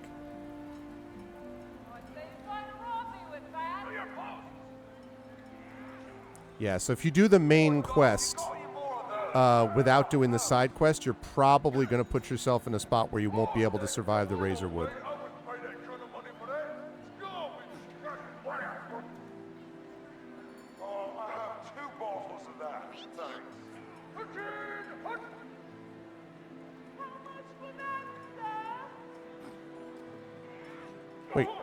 Wait, what?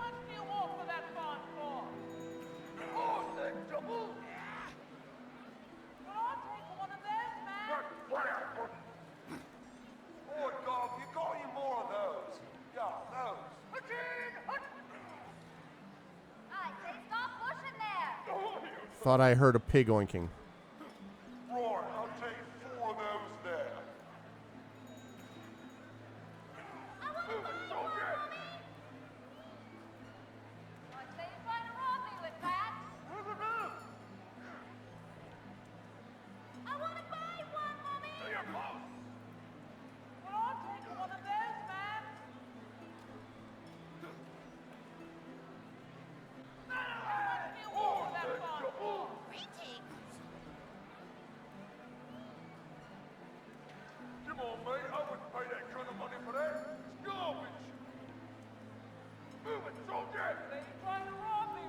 Better reload that. Okay. So I've got 2 side quests to do. One of them is trying to find Pork Chop the pig, and I don't want to use up my 1 bit of garlic that I got for free. And the other one is to try to talk to Rhea, who's the in the tavern, who's got a bunch of special ale, and I need to find the special ale. I need to find the special ale so I can give it to the guy who hopefully will give me some money. So I'll have enough gold to get at least a weapon.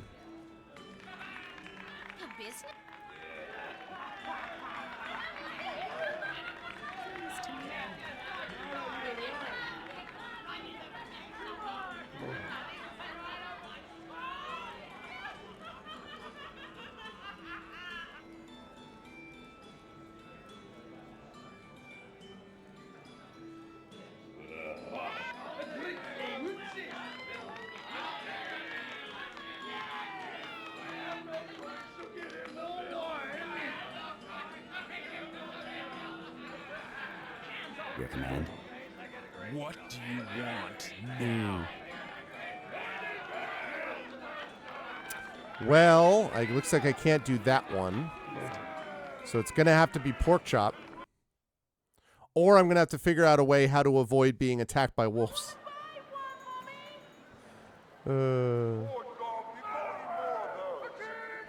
That's the world of the third sign, though. It's brutal, man. It's tough, you know. All right, if I were a pig, where would I hide?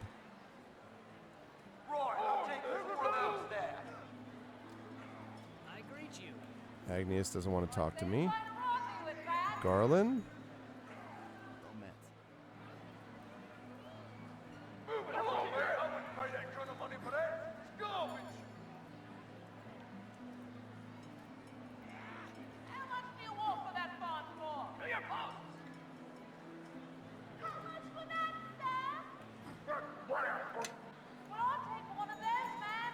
Butcher shop. It's the last place anyone will expect. But I am playing through. For those of you who don't know, I am playing through the module, The Third Sign, based on my first ever published novel. Came out many years ago, but I've never actually streamed it, and so we thought as kind of a palate cleanser between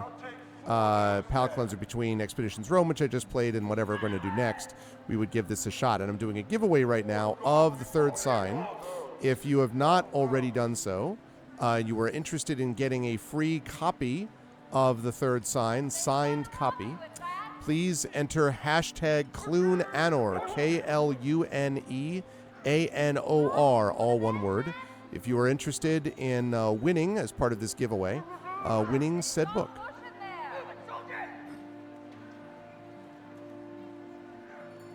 Man, I do not know exactly where I'm going to go to find pork chop.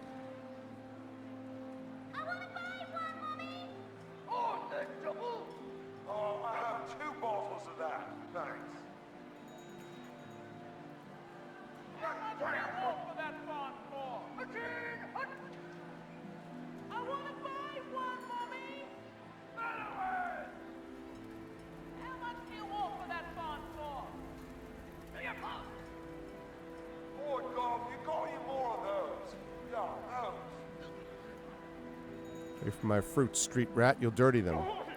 Wow, street rat.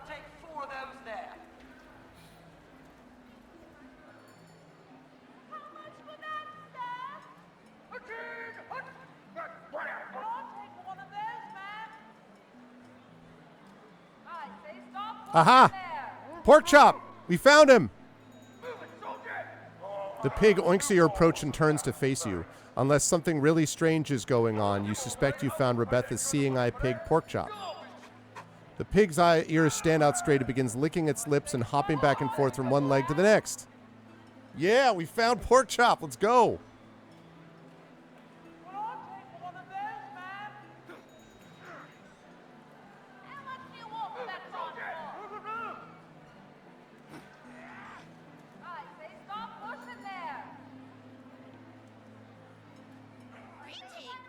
Pork chop!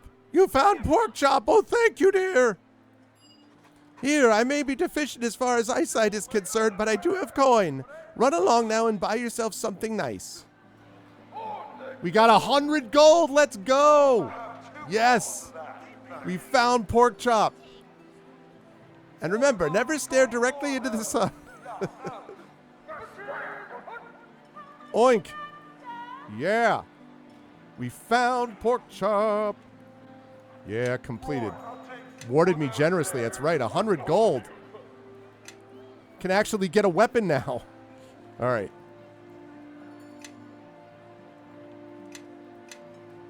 Let's go. All right. We found what we needed. Okay. Now, I still have the quest of trying. Maybe now if I go to the tavern, maybe I can get Rhea to pay attention to me.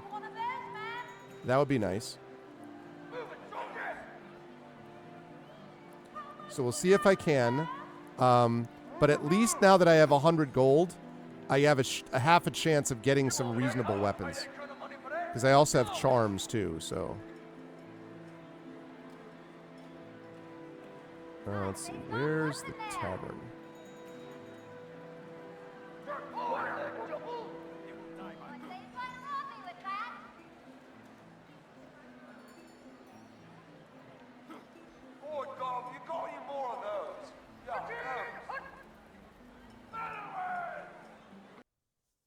All right.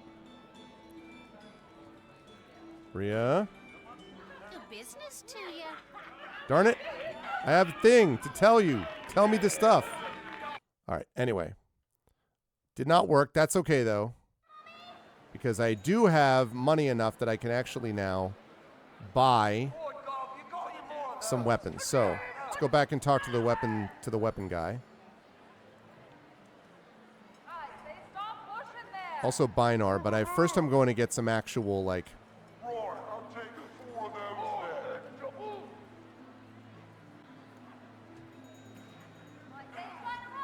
then. Come on, mate. I wouldn't pay that kind of money for that. It's garbage. Okay. Well met. Alrighty. So we've got the... So let's see. I don't have enough for the Entark or the Elbow, but I do have enough for the Black Renki Staff. Massive criticals.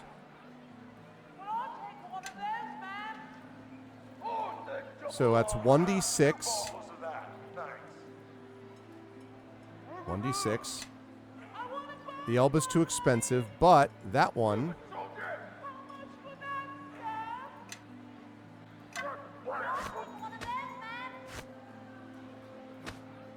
Yes, I have a weapon. I finally have a weapon. Let's go. Look at that. I am no longer utterly helpless. All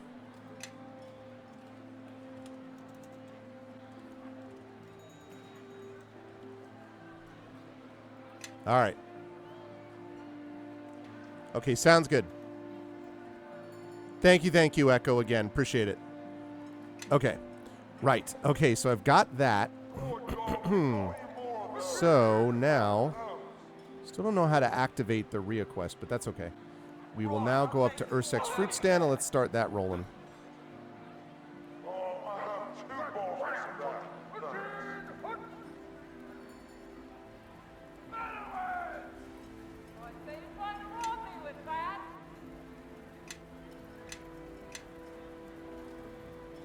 Okay.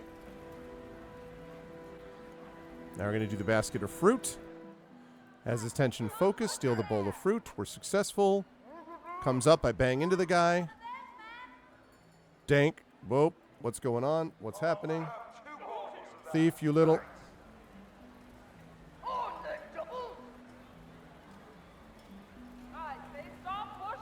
I'm running away from the jerk known as Ursek.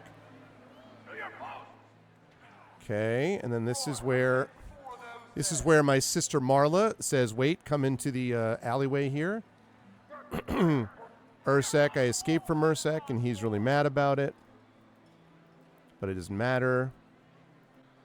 One of these days, your luck is going to run out. Okay, I already said this. Okay. Either he accidentally bit into one of wild cheesy small.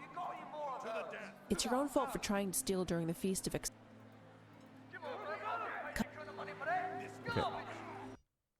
All right, now we go in here.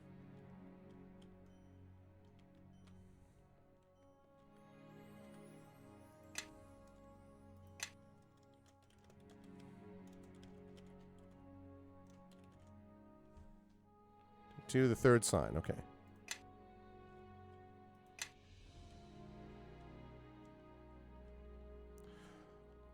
All right, we speak with Laren. We've already done this. Lost in thought. He does this. We do this. Brought in. You thought you would steal some of his goods to write. Okay. And even the. And then I do the teenage rebellion thing. My sister slaps me, which is what I deserve. Then I leave. Laren feels bad for himself and for me. Now we go to my uncle's. That sounded like I was dropping my staff, and I don't like the sound of that.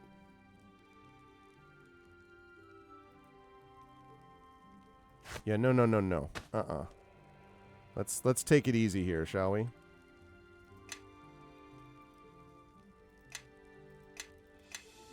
Okay. Resume the game. Now we go talk to my uncle. Okay, he's going to do that. The guy negotiates with him. Hands it over. Well, swords and axes. And does this. Look, I'm but a does this. We get the explosion. Get out while you can. Listen, but I should do as I say. Okay. Hey, what's up, Hylian? It is cool. All right, now hopefully... Oh, no. See, it didn't load it properly. Nope. Okay, we got to load that again. Yeah, so once in a while, the coming out of that crashes out of that area, and we have to redo it so that we can actually get through the city. But we did get through the city the last time. The issue was that because I hadn't done anything, I literally didn't even have a weapon, and so that was a problem. Okay, load game. So again, if anyone is interested, please type in hashtag #CluneAnor. If you are KLUNEANOR, if you are interested in winning a signed copy of the novel, my first published novel, on which this game that you're watching, which this module that you're watching is based. Now again, please don't do that if you are not interested and you're like, oh, whatever, just for the heck of it. Please do it if you're actually interested in getting a copy of the signed book, which has been long out of print, and I just happen to have come into possession of a few extra copies. I'm going to sell most of them. I only have like 7 or 8 left. But one copy I am giving away today to a lucky person in here. So type in hashtag #CluneAnor. Why is it...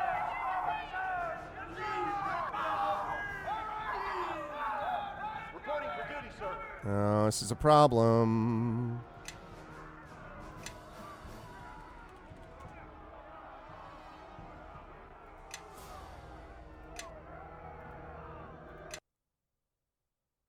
Yeah. This may be a problem because it's a little janky getting out of that area into this. So we'll see. We shall see if we can get this thing rolling. I did manage to get out before.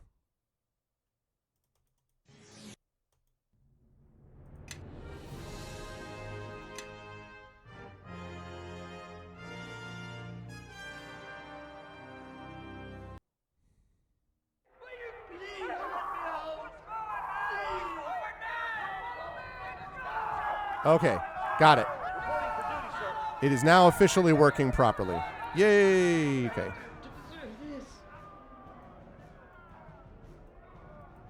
Now it's working. Little janky. And by the way, if people are interested, there is a search. You can do a search for this, but also, I think I have this here. Let's see. If you're interested, now Neverwinter Nights 2 is that I'm playing this on Neverwinter Nights 2 complete. If you already have that or the enhanced edition, great. But if you don't have those, it's $19.99, which is a very good deal for an excellent game with a lot of good adventures as part of it. This game, specifically the third sign, is free. So you can get this for free at that link I just put there. Neverwinter Nights 2 is not free, but you can get it from GOG for cheap. Someone help, anyone! Please, my son's trapped. He's in the house. This woman is in hysterics. Tears stream down her cheeks and her voice is hoarse from screaming.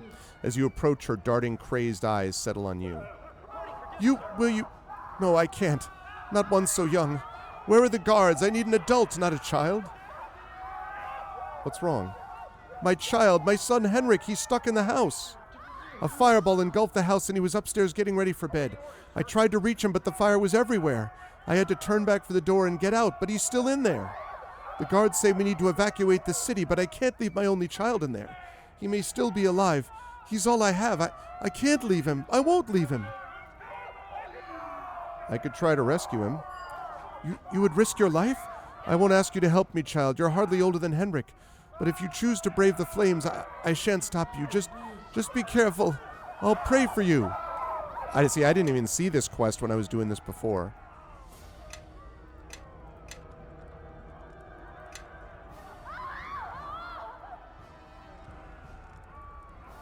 The question is, how do I get in there?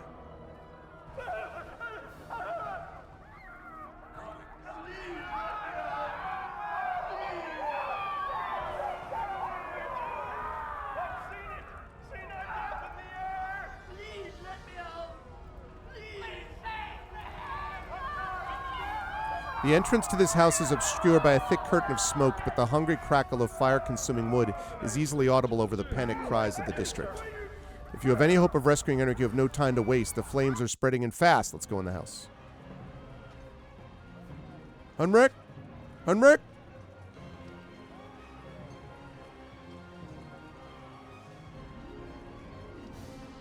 This is probably a terrible idea. That's cute. All right, we're not going in the flames.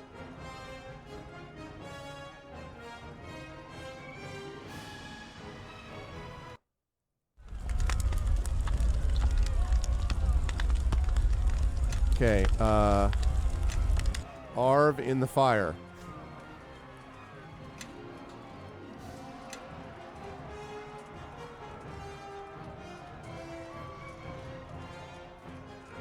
Ow, ow, ow, ow, ow.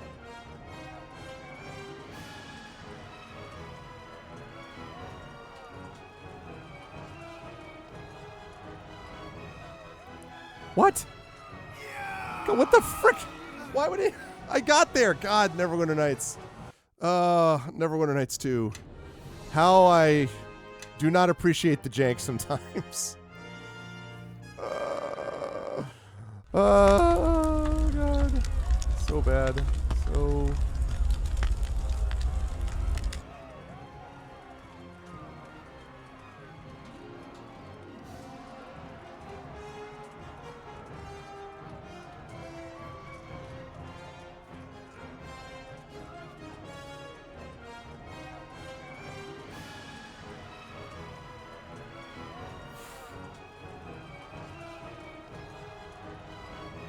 Ow.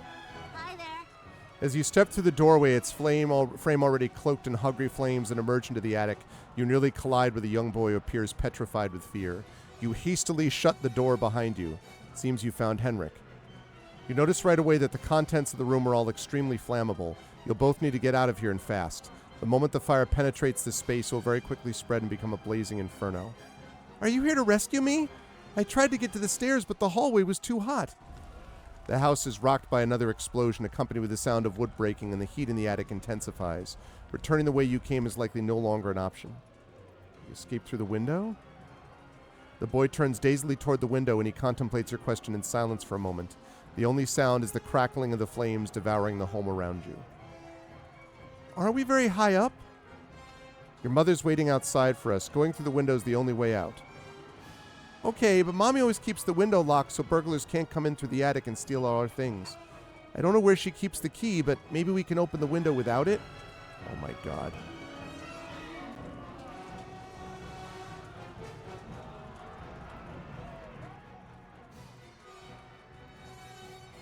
All right, we coax the lock open.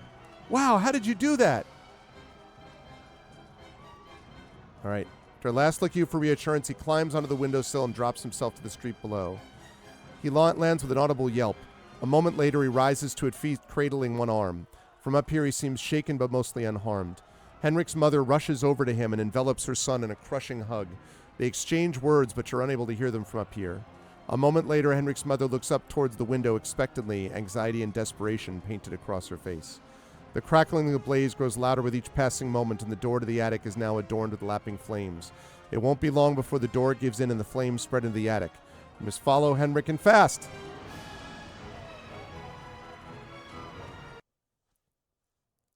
Okay.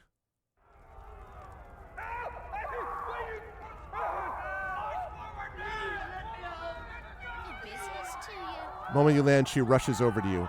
The dreamer be praised, child, you did it! You rescued my Henrik! You've saved us! Tears of joy intermingle with the tears of distress which still coat her cheeks. You are so brave, so noble, so selfless. I'll never be able to repay you for your heroism, child. I have nothing to offer you but my gratitude. How about a healing potion?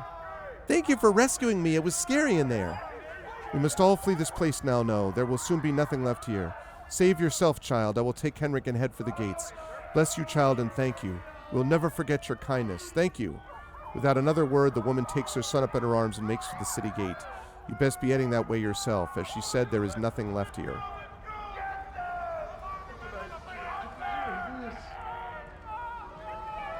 I got 500 experience points.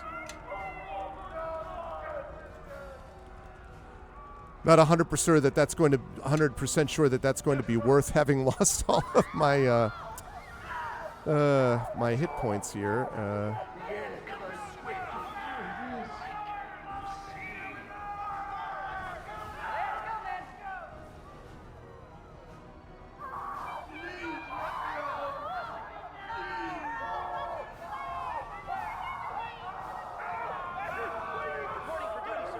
Okay.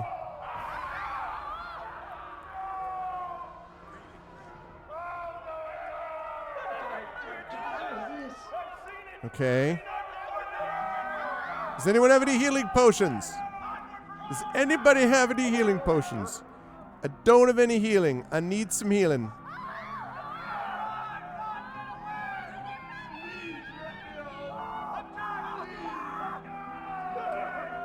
All right. I'm going to keep saving it under very unsure. All right.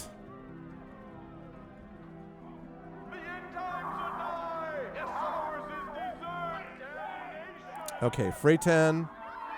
Nasty gash in his forehead. Caitlin. Shh. Okay, the core family. Okay, I've already done this, so... Explain. Just listen to me. The attackers, of course. I saw 3 messengers get cut down by arrows trying to get out of this city. Enough. Hey, we gained a level!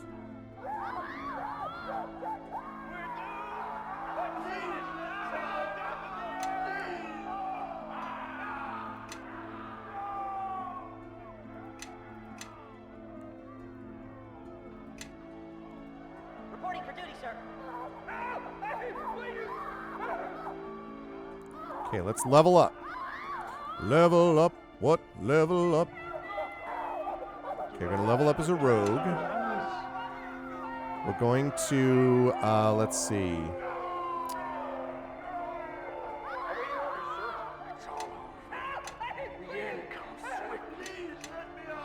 We're going to need a lot more tumbles.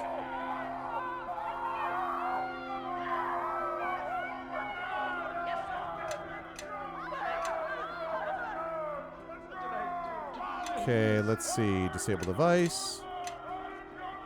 Want to be able to bluff.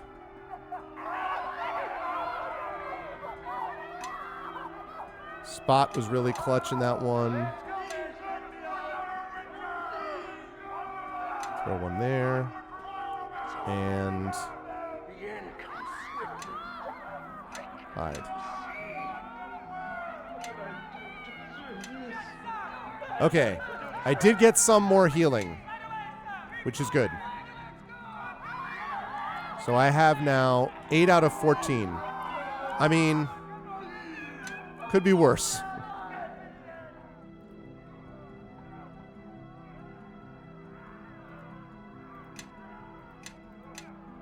Okay. All right. Well, now at least we have a staff. Wait. Must have a healing kit. Yeah, I don't have a healing kit. But at least I have a staff. That's the key. All right, so now we're in Razorwood.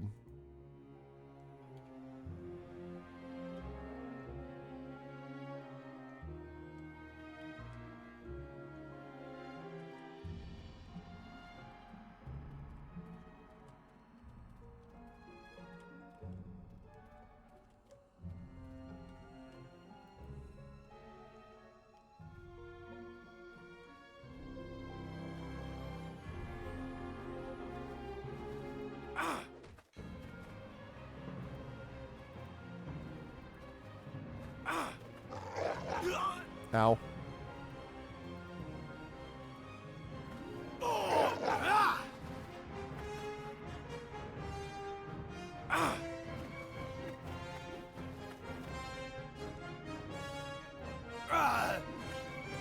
Okay, so far I have successfully missed every single time. I've hit once. Yeah, I know, right? Ooh, badly wounded. That's a good sign.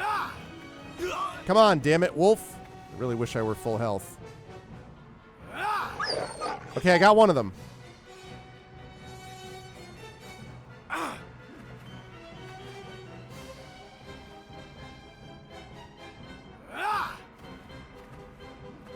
Okay.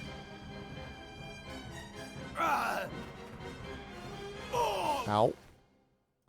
Come on, you can do it.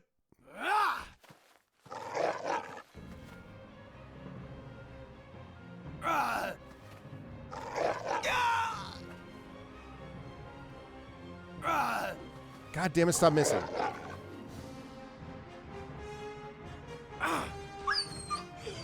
All right. Well, the problem is I'm down to 1 hit point. No resting is allowed in this area. Ah!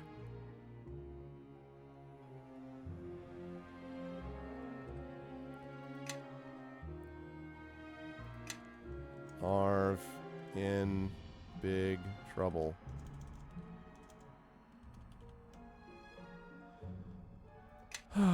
Okay, so I can kill them.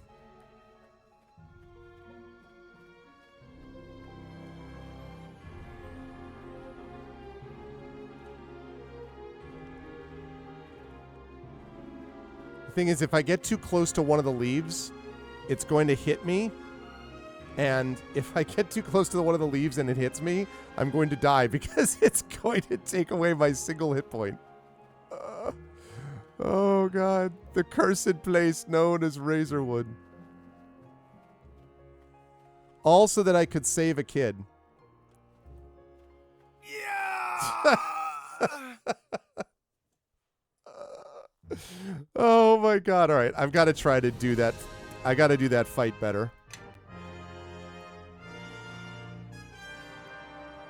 But see, that experience is what allowed me to level up in the first place, so...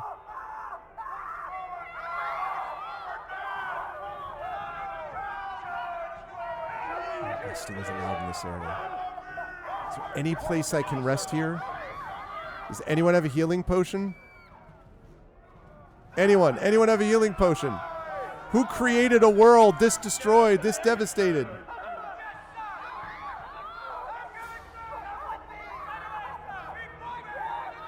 Someone must have created a world that was so devastated that it could look like this.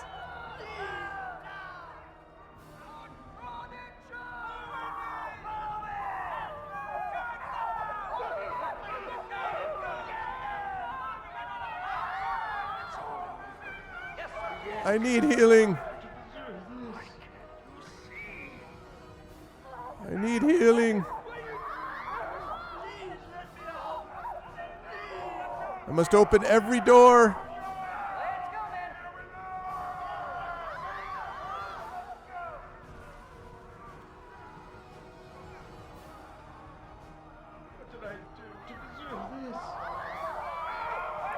Should have eaten the pig. I know, right?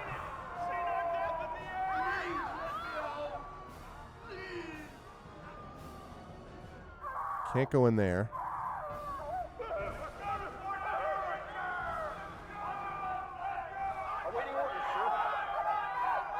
Guardsmen!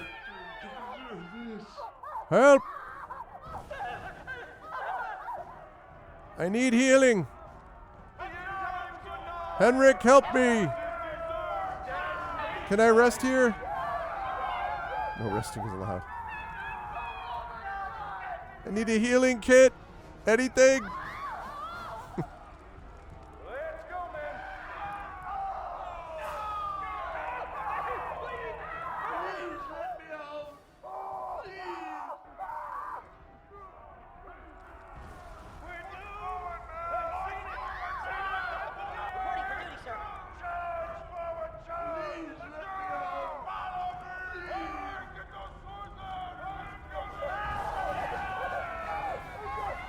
What are you waiting for? Get out of here. What I'm waiting for is I need a peeling. Help. I need to be healed.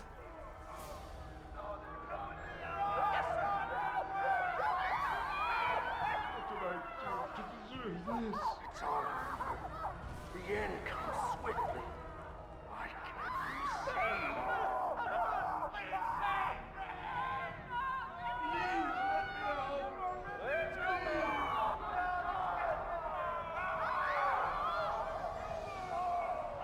I've literally opened up like every door that isn't covered with flames.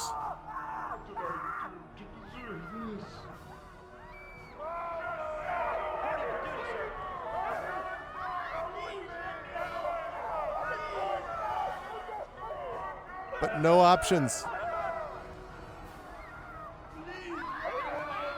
2 doors. Oh, man.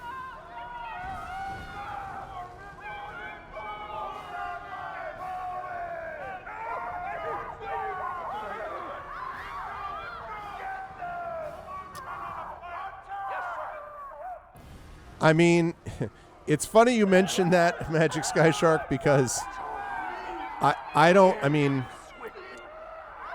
know. I am nervous about whether or not I'll be able to get past the wolves with just a staff. I mean, I am level 2, which I wasn't the first time I tried to do it, and I do have 8 hit points, assuming I can get out of this godforsaken city without getting destroyed.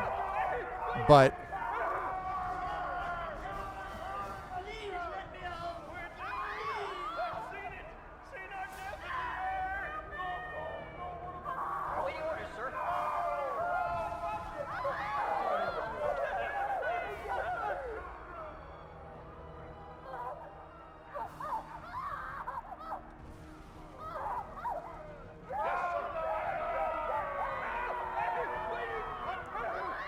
okay, well.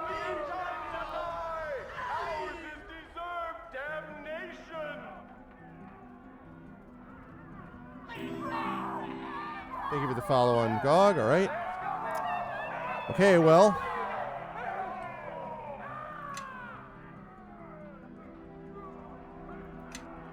Arv trying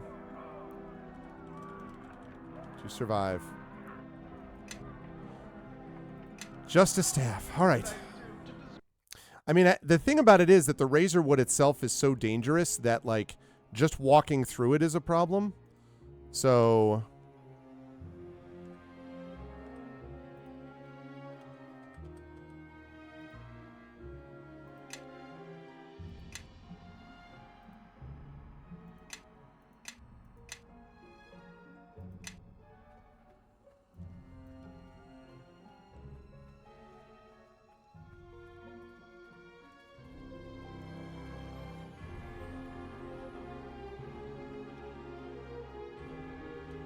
oh.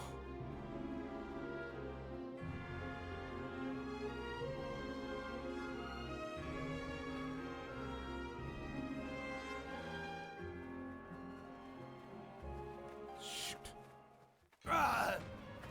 This shouldn't take long.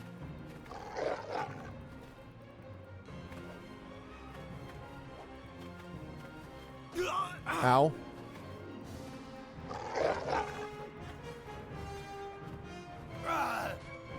No, this one.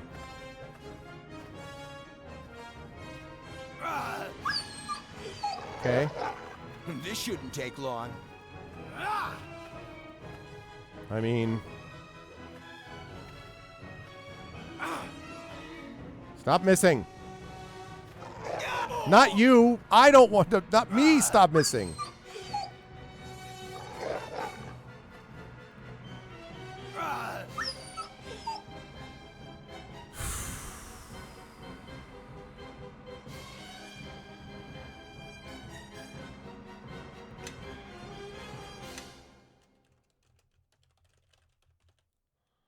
All right, Arv in major trouble. Can I rest here? I may have to console command something in. I don't think I'm going to survive this.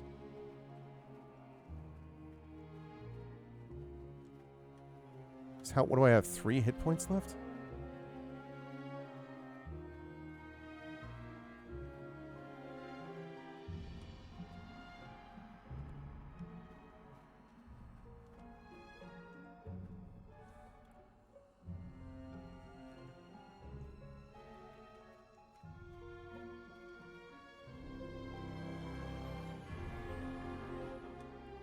Oh, cutscene? Cutscene? You proceed carefully through the clearing, weaving your way through the thorny underbrush. Suddenly and without warning, a crossbow bolt whizzes a mere 2 inches in front of your face, embedding itself in a nearby tree trunk where it quivers mockingly. Slightly dazed, you turn slowly in the direction from which the bolt originated, simultaneously lowering yourself in a feeble attempt to seek cover from whoever may be assailing you. Stand and take your hand from your weapons. State your name and your business in Razorwood. Oh, man. Okay. I'm Rel Krollner Freelander, and I'm not accustomed to having my progress hampered. And not particularly accustomed to lying either, it seems. After another short pause, a man steps forth from the brush. He is very tall, with blonde hair and the fair skin of a man more used to treading dark forest pathways than smooth stone streets. In his hand is a small, unloaded, as you notice with relief, crossbow.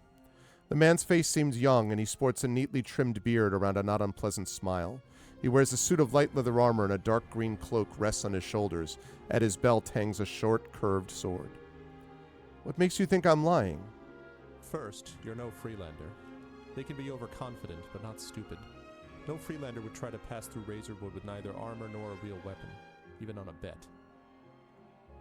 Second, Rel Krollner is my oldest friend, and as far as I know, he's home in his castle many miles from here.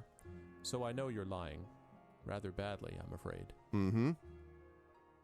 Takes you a moment to process the man's words.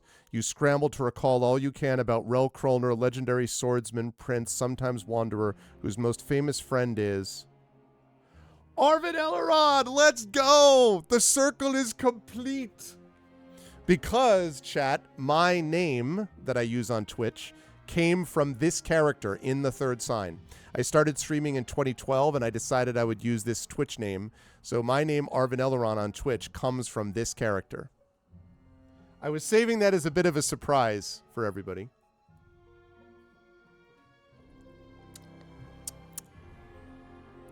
Arvin Elrond, you must be... I don't think you're dangerous, so I suppose I needn't keep this out as a warning.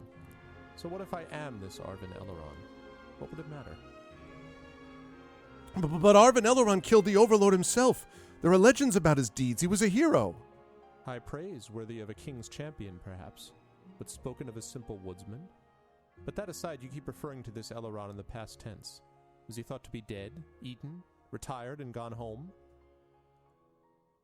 Most think he is dead. Oh? And what do you think? I hope he's not. I have a message for him, or for Rel Krollner, really, but I know not how to find him. Arvin Elrond would be the next best thing. Well, lad, you found him. Arvin Elrond as he is, not as the legends make him. That voice is so familiar. It seems the Raylar is on the hunt. We'd best get inside before it finds us and decides we would make a tasty tidbit. You have seen the wolves, Kalen, but far more fearsome creatures stalk the Razorwood's dark paths. Now follow me. Without another word, Arvin Elrond strides past you, his feet making hardly a sound on the dense forest floor. As if on a cue, another loud howl echoes through the woods. With a shiver, you turn and follow him through a narrow gap in the trees, hoping the Raylar is farther away than it sounds. We made it through the freaking Razorwood, people. Woo!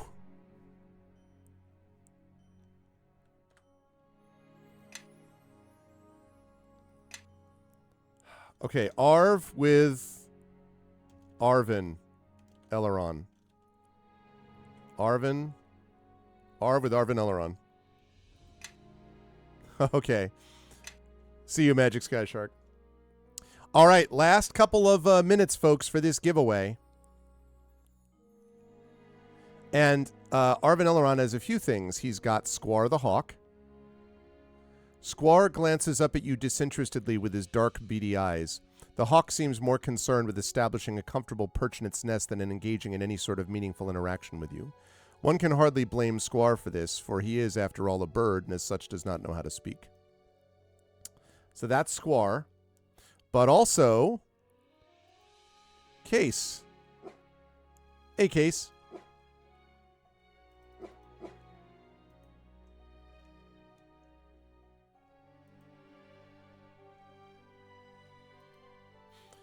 Sea green chainmail.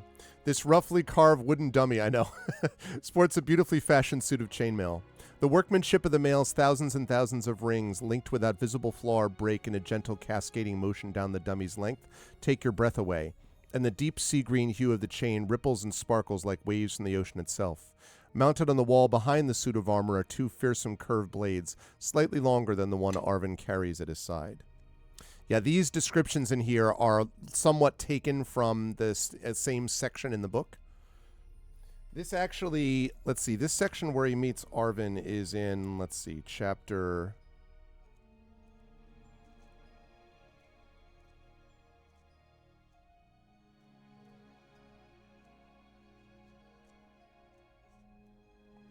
Chapter 2, I think.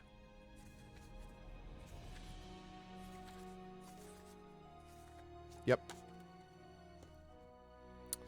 This must be where Squire bathes or perhaps gets drinking water.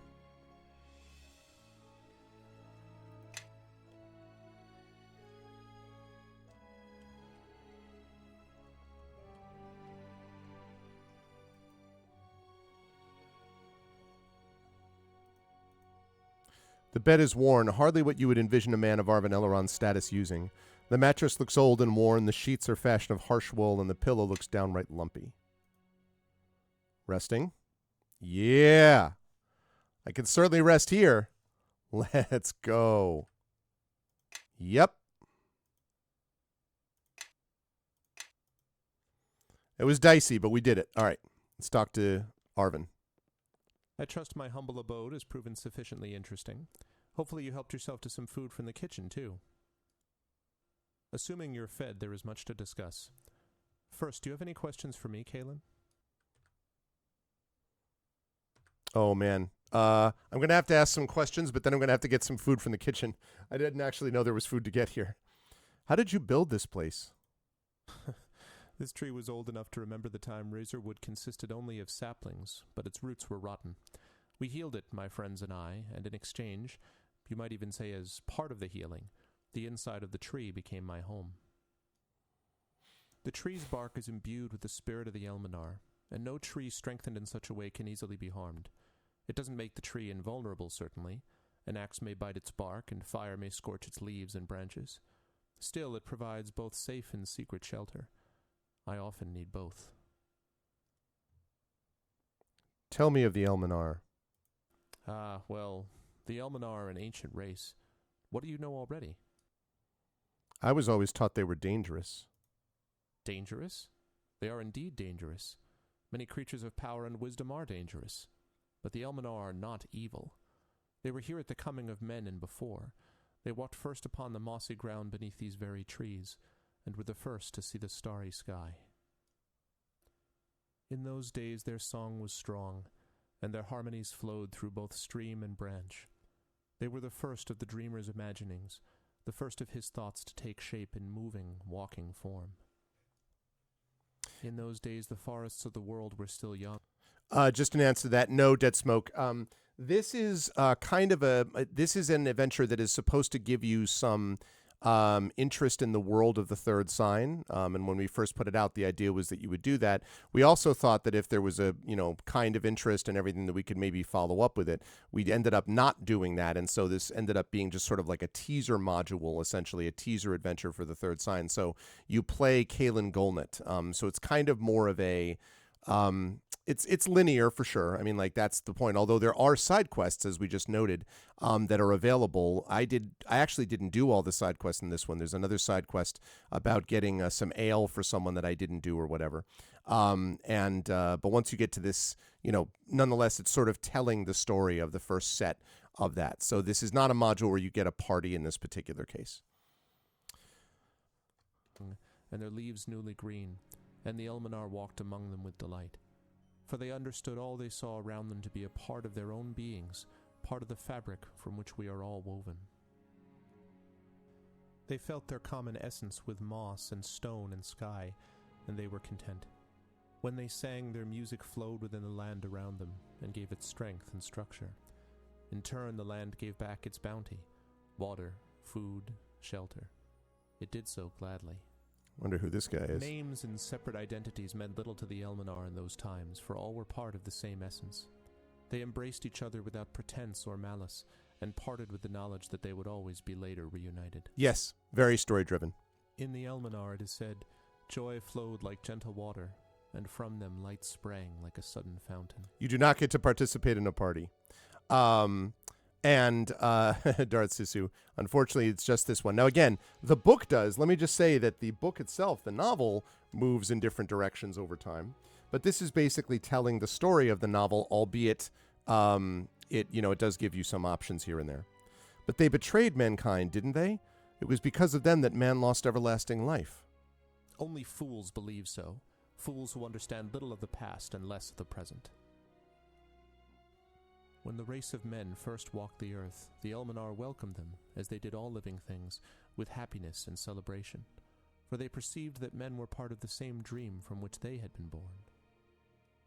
That's true. And man, though less wise and less fair, heard the songs of the Elminar and was both calmed and fascinated. For many ages both races lived in common celebration of their existence. But despite their common bonds, men were not wholly like the Elminar. They were more individual. They grew old as the Elminar did not, and lost energy while the Elminar continued to sing with as much joy as before.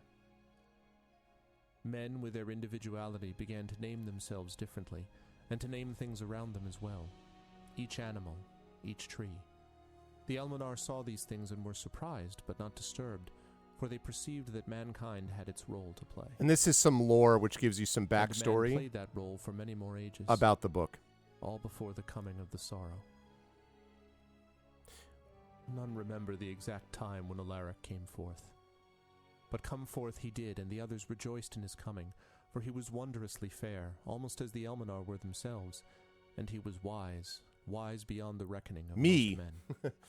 Prince Justin's referring to me. As I'm the Alaric author of grew, this book. He showed himself to be filled with strength as well as wisdom, yes, and with inquisitiveness too. Yes, and I will He fully talked long admit with that the this is, Elminar, again, this was my asking first earnestly published after the novel. source Came of out their 16 years songs ago, so I'll fully and the admit that source this of their was life. heavily influenced by Tolkien and But Robert when asked Jordan a about little bit this, too. the source of their immortality, the Elminar simply laughed, responding in song. His words held no meaning for them, and they did not perceive his thoughts, his bitterness at the prospect of being forced to leave such a beautiful world with no knowledge of what lay beyond it. The vague But now I have dismissiveness of different the novels Elminar that in have the come face out of that are his very questions different, did not please and that I Alaric. hope If you will not tell me what you are not know, he reliant said, on Tolkien alone. I will find the answers for myself. But they simply smiled as if in a dream, and continued their wanderings. At this, Alaric returned to his people in great anger. We have been betrayed by the Elminar, he said, for they do not pass out of our world as we do, and yet they refuse to tell us whence their life flows. That's fair.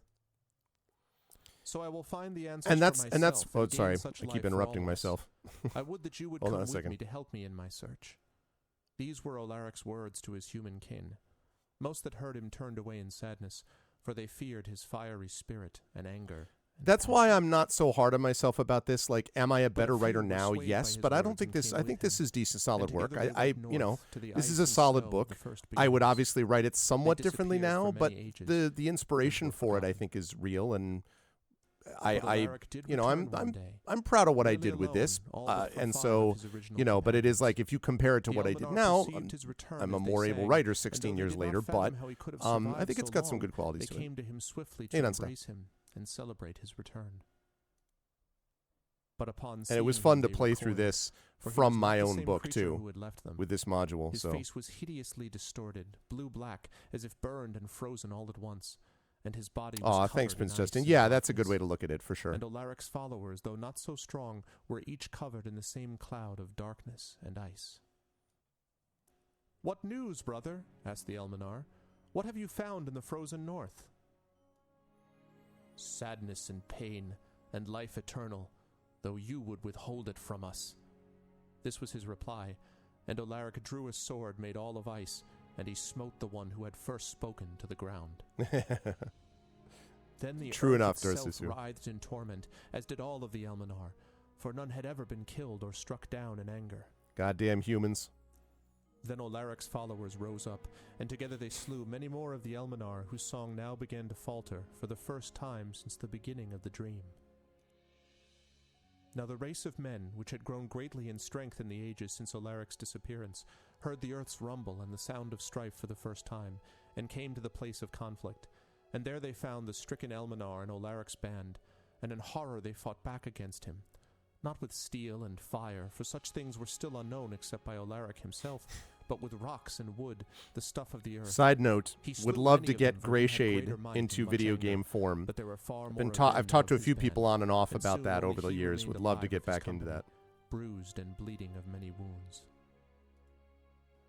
As the other humans closed in on him, he lifted his sword to the sky, and they quailed before his horrific splendor. "Though the Elminar have held life from you, you fools would be their cattle and do their bidding," he shouted. "But I have seen the truth of existence, and it is mine alone now to understand. My blood will curse this land forever, and my bones will not remain in the sleep of death. I will be born again, and at that time all will learn the truth and despair." With those last words, Olaric plunged his sword deep into the earth, and from it great shards of ice sprang. Pierced by the largest Yeah, one, I would hope Olaric so, gave a Prince great Justin. shout and died, and walls of ice rose about him on the hill. So ended the battle of Olaric's betrayal, or so the Elminar call it. Horrified beyond understanding at the death of so many, the Elminar withdrew from the confused survivors of the race of man, and vanished into the forests and deep places of the world. Hey, Tornbo.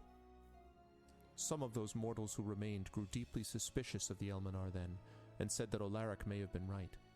But most damned his name, and called him Ekthon, or Ice-Cursed in the ancient tongues. Yep. They withdrew from the ice that covered his body, and shunned that place for centuries after, until they finally built walls around it, and a city around those walls to guard that place. And we found out that Ekthon's tomb is melting. Even after all this pain and loss, the Elminar were not altogether turned away from their mortal cousins. One came forth and spoke to the last few men leaving the battleground. "Olaric's curse will be fulfilled," the Elminar said, "and it shall be repeated in the ages of the world." Well, more Tornbo, than this module I'm it shall playing not is the triumph third in the sign, based on my first For one of novel that your came out race will 16 come years forth, ago. and It's a through much module loss and 4 in sadness Neverwinter you Nights will 2. rise up So and I like defeat that campaign too that you mentioned. And the songs shall be sung anew in the cursed places, and the ice shall melt and be restored to the earth from which it sprang. For there is understanding deeper than what even Olaric may have learned. With that, the Elminar vanished into the forest, never to be seen again. And if anyone's interested in winning a copy of this, and so mortals the in third Elminar were sign, signed separated, copy, which is now and long so out of did print. our own sad existence Hashtag begin. Clune Anor. KLUNEANOR.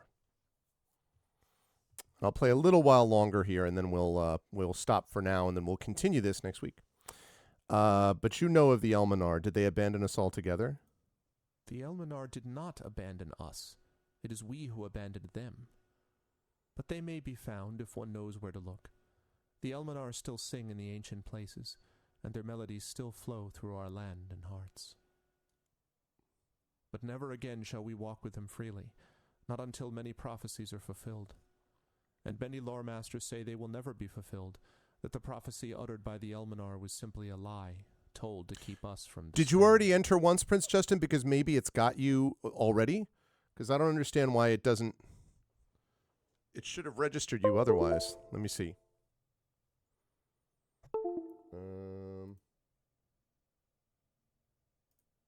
7 total entries.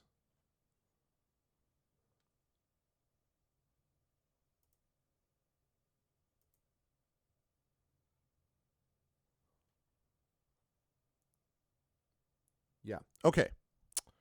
And we will close down that giveaway in just a couple of minutes. Tell me more about the prophecies. There is not much more to tell. They have foretold the return of Ekthon, and with it much suffering for mankind. Through great loss and sadness, though, one of our race will rise up and defeat Ekthon. So say the Elminar. It may be that the lore masters are right, and that this was but a lie told for our own good. But I have spoken to them, and there is no lie in their hearts.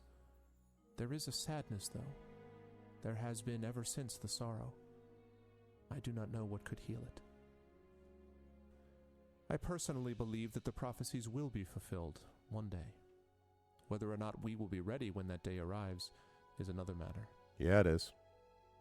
I don't know if we're ready, Arvin, but I fear the time may have come. Tell Arvin about the sack of Clunanor and what Freyton told you about Ekthon's tomb melting. The forest walker's eyes open wide in shock. Far off in the woods, you think you hear the ghostly hunting call of the Raylar echoing through the night.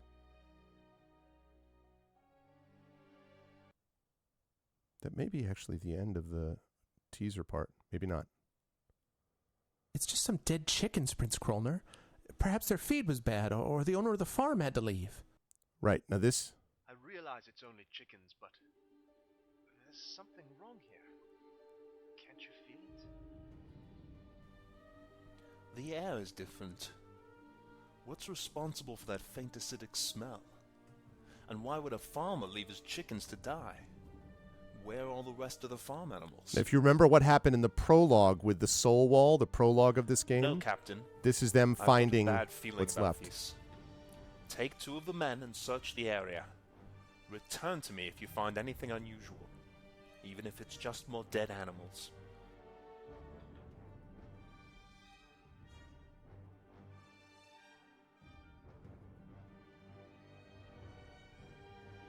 My prince, we found something. The captain says you should come right away. Gods, what's... Oh. What's happened to him? My bad. I don't know, my prince. I've never seen anything like it. His body bears no physical wounds. But what manner of creature could have done this? Truly, we live in dark times, Captain. This man has had his soul ripped clean from his body. Gather the men. We must move at once. There it is. Hope you enjoyed this brief introduction to the world of Clune. Both Alex and Greg wish to thank you for playing and hope you will consider purchasing the novel. I did think that it would be about 4 hours, 3 hours, 3.5 hours. Feedback is deeply appreciated either at the NW Vault, email, or comment at the TTS Game blog or the official TTS site. There it is.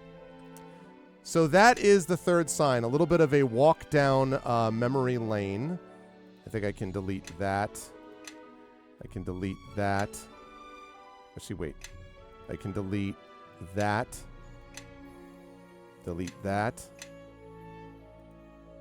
Delete that. And save it. There we go. All right, sounds good, Antonikis. All right, so we have done it. So I hope you enjoyed this little bit of a look at The Third Sign. That was my novel, The Third Sign, that was put together again by Alex Hugon, AlexHugon. And now that you've had a chance to see that, we can close down the giveaway. So here we go, everybody. I'm going to close the giveaway now. The winner here, thank you for the follow on my channel. Appreciate that. The winner of the signed copy of The Third Sign is Antonikis. Antonikis, don't leave. You just won the giveaway. Antonikis, don't leave. Are you still here? I hope. See? Antonikis has won. You are welcome. So, Antonikis, what I need you to do for me, please, is just drop me a Twitch message. My messages should be open. You see my name in chat there, Arvin Eleron. Just drop me a Twitch message there. Please give me your address via that Twitch message, okay? And then I will make sure to send this to you sometime within the next week or so. And hopefully, if you like it, again, it's from 2009, but, you know, I like it. I feel like it, you know, came together well. Then you can let people know. But please do that if you can. And again, Arvin Eleron, ARVANELERON. Send me a Twitch message, and I will happily send you a copy of this. Okay? My pleasure. Just make sure that you do that. And otherwise, chat, that is going to do it for today. This was actually a perfect palate cleanser. I couldn't remember. I think if you do a couple more of the side quests, you can get another hour out of it. But this is basically about 2 hours and 40 to like 3 hours and 40 total of play. And so again, it was basically a teaser module. Originally, as I say, we thought about the possibility of doing all of them, like, basically doing the entire book, but we ended up not doing that for a variety of reasons, including time and all that other kind of stuff. But yeah, so that was fun. I hope that people enjoyed a bit of a walk down memory lane. Slightly janky in spots, but I also think that Alex did a good job with this. And as I say, for those of you who came in a little bit late, the designer of the actual module, Alex Hugan, went on to work for Ossian Studios for a time, which is the same company that did Mysteries of Westgate and a couple of the other official NWN2 modules. And I ran into him again earlier this year after having not spoken to him for many, many years. He has a family now, and he is working on his first fantasy novel. And he came to me when I was at Boscone after a panel of mine and was like, hey, and I was like, oh my God, I haven't, how are you? So anyway, that was very cool. Yeah, and if you're interested more of my work, by the way, may I recommend if you head over to my channel and you were to do ! Grayshade, you can find out more. I have many short stories in a variety of different places. I also have, in addition to this novel that came out in 2009, I have my graphic novel Icarus, which is award-winning and available from Athos Arts. Also, the Grey Assassin trilogy, that is a 3-novel trilogy, obviously, trilogy. Grayshade, Renegade, and Heretic. Heretic came out last year. Again, also available from Athos Arts. And I've got other things that are on the burner, sort of that I can't talk about yet, but are being spoken to various publishers, and I've got submissions out to agents and things like that. So that's the deal with that. But I thought that would be cool to sort of check that out. I do not know what we're going to play next week. I'm not sure. This was basically a little bit of a palate cleanser from Expeditions Rome last time, and for what's coming up next time, I don't know. So I'll think about it. And once I come up with an idea, we will have something ready to go for next week. Whatever it will be fun because it'll be with all of you lovely folks. So that is going to do it for me, though, for today's episode of Pen and Pixels.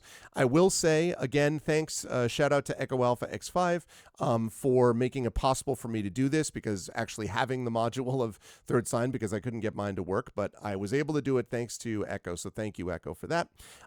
And shout out to all of you lovely folks for being here as well. And shout out to Antonikis for having won the book as well. So I am not done streaming overall. I'm going to be leaving here now, but in a couple of hours at 9 p.m. Eastern, I will be on my channel with another GOG game, and that is Citizen Sleeper 2. I will be playing it with the amazing voice team known as the Arvocalists as we fully voice that game.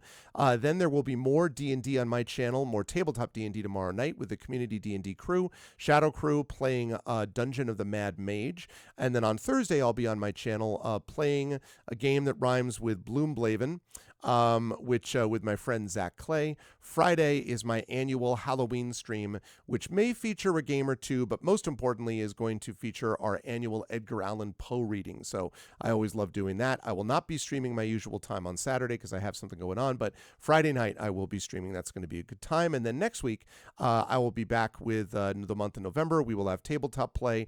We will have a lot of video game stuff. I'll be playing something that rhymes with Blino Blantasy Black Dicks Blee Blee Blah Blee Splonicles. Not a GOG game yet, but should be, I hope. And yeah, so that is going to do it for me for tonight. And I want to thank all of you for being here. This was a lot of fun, and I really had an enjoyable experience being with all of you. If you liked what you saw and heard, please follow us here on GogCom's Twitch channel. Please consider subscribing to us here on GogCom's Twitch channel. And please click through, because we have our own individual channels and subsystems and Patreons and stuff like that that you can check out as well. But otherwise, I will see you tomorrow back at 9 p.m. Eastern on my channel, actually 9:30 p.m. Eastern, I believe, for the amazing Shadow Crew playing the tabletop role-playing game of Dungeons & Dragons, Dungeon of the Mad Mage, and then on Thursday on my channel as well. And if not, I will see you back here 1 week from today, next Tuesday, for episode 494, as we head on towards episode 500 of Pen and Pixels, when I'll be playing something. I don't know what that will be, but something. Thank you all so much for being here. Really enjoyed this. Much love to all of you. review. If you like what you heard in terms of the writing, please buy my books. Please spread the word. That's always a good thing and really helps us out. And thank you all for being here. Thanks, Gregory, Tornbo, Antonakis, Anthony, Prince Justin, of course, Echo Alpha, all of the folks who were here, Magic Sky Shark, all the folks who were here hanging out with us today. Thank you, thank you. There is our vocalist on. Oh, that's right. Yeah, I'm sorry. I jumped ahead of the game. 9 p.m. Sorry. Yes, tonight at my channel, 9 p.m. Eastern. I just talked about that before, but I forgot to re-mention it. Yes, Citizen Sleeper 2 tonight, 9 p.m. Eastern, on my channel. And don't forget, Kilgore Trout will be on here as well, playing some more of Dragon Age Origin. Yeah, thanks, Prince Justin, for the clarification. All right, see you folks soon. Thanks for being here, and much love. And as Arvin Eleron himself would say, do not let yourself be sliced by the leaves of razor wood. I'll catch you folks soon. Bye for now.